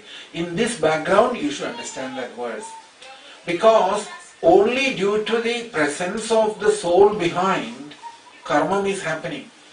Soul is not doing any karma, but his presence is required, only then karma can happen. Mind can function, intelligence can function, ego can function, senses can function, only if the soul is present inside. If the soul goes away, there is no mind cannot function, intelligence cannot function, nothing can function, isn't it? So, in his presence, everything happens. So therefore, it mentions here that Nischalata, awareness inside, that is that soul, awareness, isn't it? Awareness is his first symptom of the awareness, is the first symptom of the soul. It is in that awareness that this is happening. In other words, that awareness is doing the work through the body. You are not doing that anymore. Kartrutvam has gone, in other words. I am the doer has left. So, but what is your situation then? A witness. Witness to everything. So once you have handed over the body and the mind, everything, and being situated in that awareness as a witness to everything, and simply left the body into that force to use whatever way it wants to use it, then he is free. Then the person is free. And that is what Krishna is saying there. Mam anusmara yudhyacha means that. See, we must not take literally these words, because then it won't not practical then. If you take it literally, it's not practical. Suppose somebody tells you, Mam anusmara yudhyacha. Krishna is saying to me, remember me and fight the war. If I start taking that literally, how will it work? It won't work. But prior to happening to that Mamanusmara Yudheja, we have to go through these phases before we get there. Only then you will be able to stay in that state. Only able to stay in that. There are examples of this in this world. We'll come to that later. Then how does it happen? When Krishna says Sarveshu Kaleshu Mamanusmara Yudheja, one example given in this case is Mahatma Gandhi's life. In Mahatma Gandhi's case, everybody thought that he was fighting the independence, isn't it? Fighting for the independence. In one instance, Mahatma Gandhi mentions this. He says, I am not fighting independence. I am not fighting for the independence.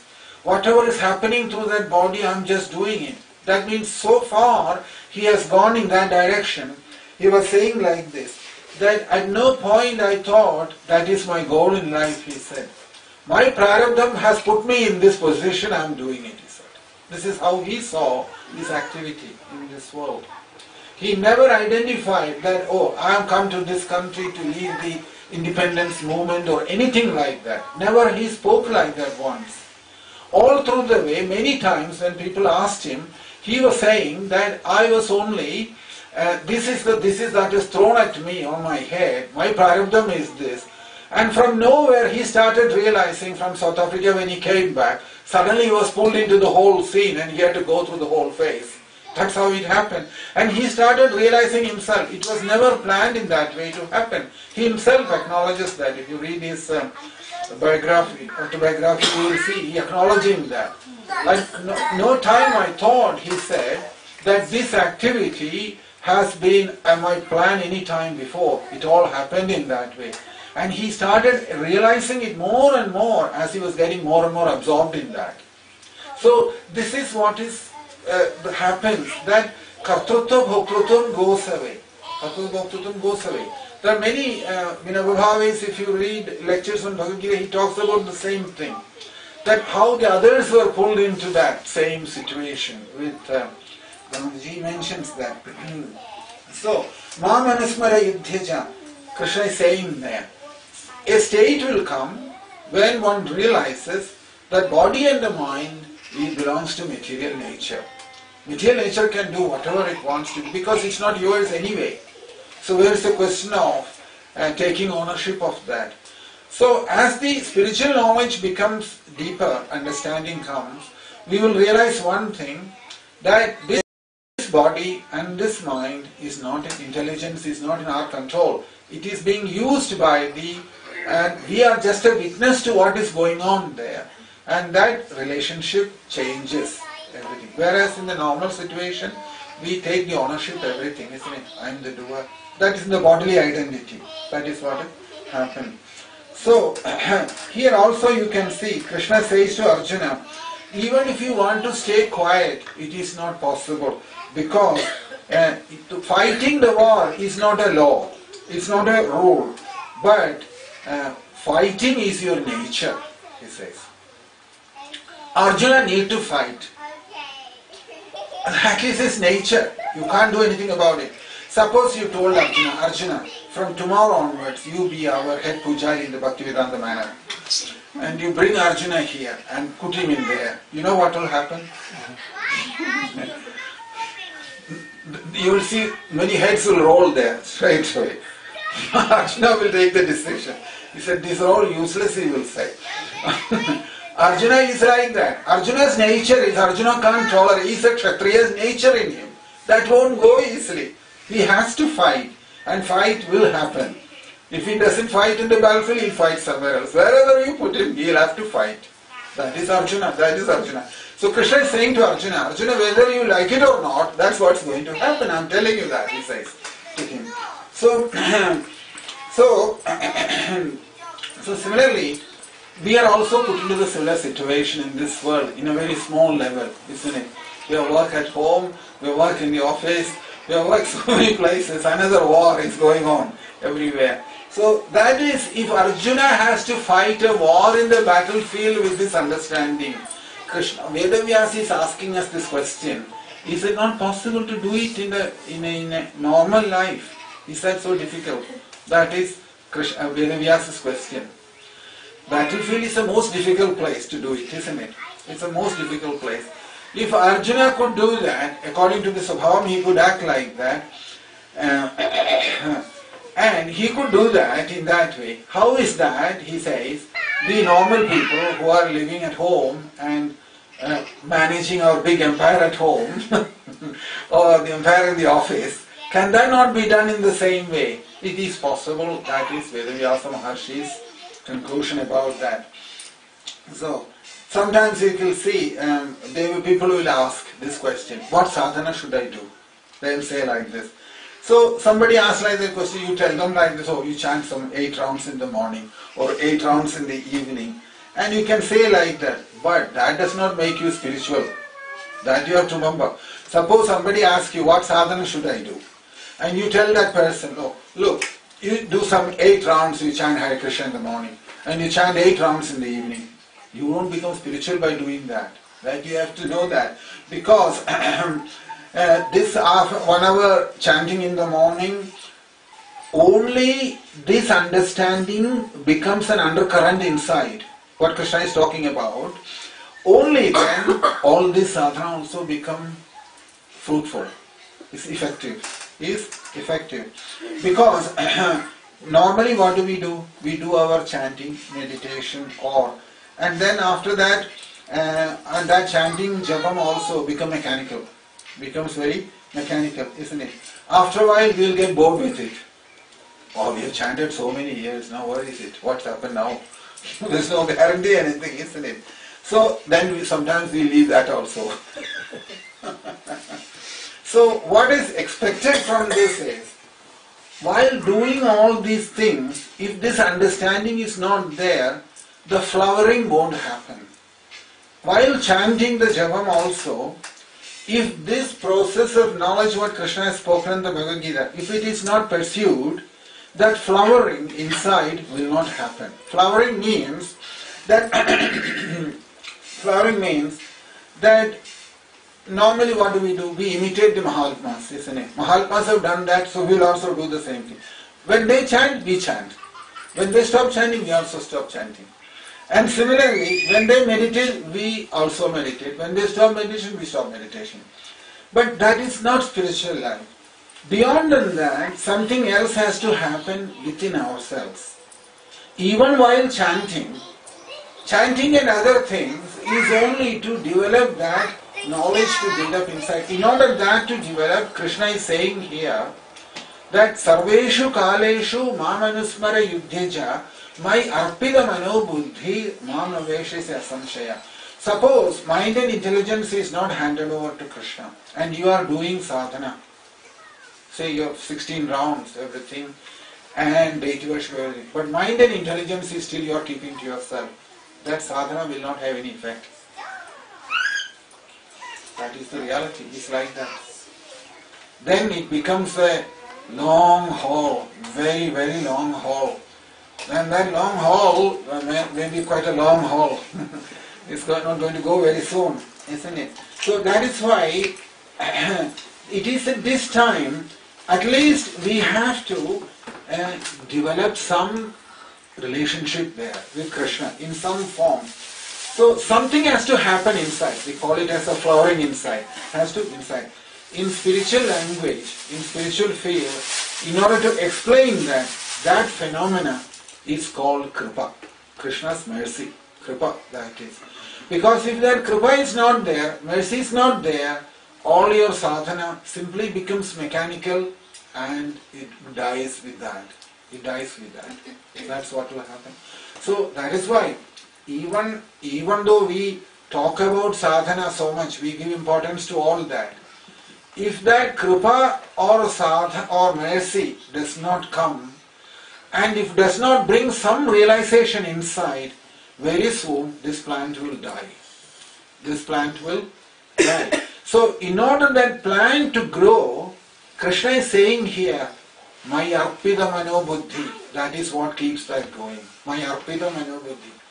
If mind and intelligence is not given to Krishna, it will be very difficult to drag with the spiritual life for a very long time. After a while, it comes to a dead stop.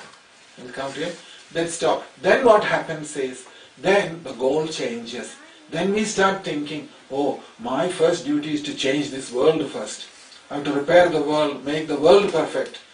And then I start making plans, opening schools, hospitals, and many other ideas will develop. Then you have to fundraising will start, and then you have to develop the interfaith and meeting all the other top leaders and the other people who are doing like us, and we say we are all in it together, and all these things will come out from the spiritual life. You come first time to study Bhagavad Gita and to follow Krishna's instruction, and later on Bhagavad Gita is gone and you are going after the world to change the world. This will happen. This is happening all the time. You can see yourself what's happening. Initially you come to realize the self, isn't it? That was the idea was first. Adado Brahma Jijnasa. First time you start saying Adado Brahma Jijnasa. Self-realization is the goal. After 10-15 years, we don't talk about it anymore. No, we don't discuss such things. We discuss with other religions how we can all work together to bring peace into this world. That becomes the goal, the next mean thing. That's what's happening all the time. So, see how quickly you can move away from the track. So, that's what Krishna is saying here, that as much as when you are progressing on the spiritual path, there is a natural phenomenon. This is a natural phenomenon. It has to happen in spiritual life. If that grace, a slight trace of Krishna's grace doesn't come in a spiritual life, it will be very hard to push on with it for very long.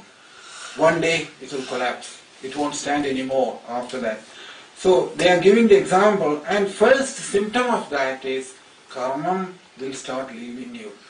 You will come out of karma in a step by step. Very easily you will see karma leaves you. That is the first indication of that grace from Krishna. You are able to free yourself from karma. You don't go that madness of karma.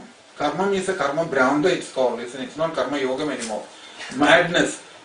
Keep doing, endlessly doing, and never comes to any time for anything. They give the example, one of the Mahatmas, they give the example, one girl got married and she came to the husband's home. So mother-in-law was there. When the mother-in-law realized that her daughter-in-law is pregnant, he says to her, now you don't do any heavy jobs, only do the light jobs. First he tells her, isn't it? Tells her, you don't do any heavy jobs now in the home, only the lighter jobs you do.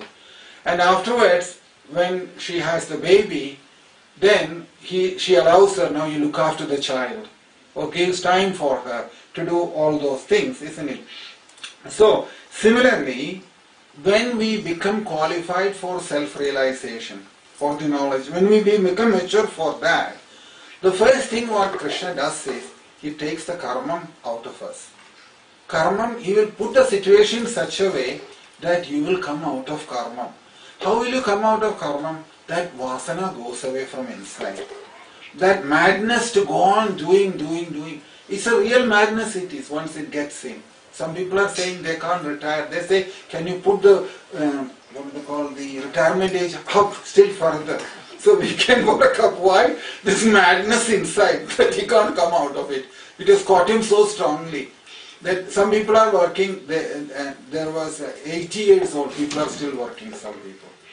Once it so happened, when I was working in Manchester, once it so happened, there was one person, he was single, and he was very old, he was close 65, and the company didn't want to allow him to work after that. But by 65 he was exhausted. He has done a very long service, something like, he joined as an apprentice at 15 or 16, and he had 50 years of working. And a stage has come in life that he couldn't pull out of it. So he told the management that if you don't keep me, I will be gone from this world very soon. Management tried very hard to keep him, but they couldn't, because the management in America didn't agree with that, and they told that he has to retire. He retired, and the very next day he died. This is how it is, karma is. This is happening all the time. There was one interesting story also, how the other way it works. It also works in the other way. One person joined the movement. A person joined as a devotee. His parents were deadly against it. He said that we have to get him out from there, because this is in America, this happened. So they told him that you should come out and do a proper life like everybody else, and not wear all the saffron clothes and shikha and all that kind of things. They didn't want all that. So he wouldn't leave. He won't go from the temple. He stayed in the temple all through his life. He won't leave the temple at all.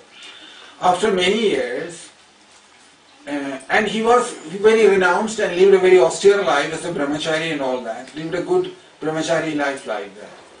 And he had no money because parents rejected him. Parents told him they won't give you any money. Parents had a lot of money. They told him we won't give you any money. So they tried all ways and means to bring him out from there. He wouldn't agree, and he stayed in the temple. Then it so happened, one year father died and suddenly mother also died. Both died in a gap of 6-8 months' time. But when they left the world, he was the only son. So what they've done, they kept all the property in his name as an inheritance given to him.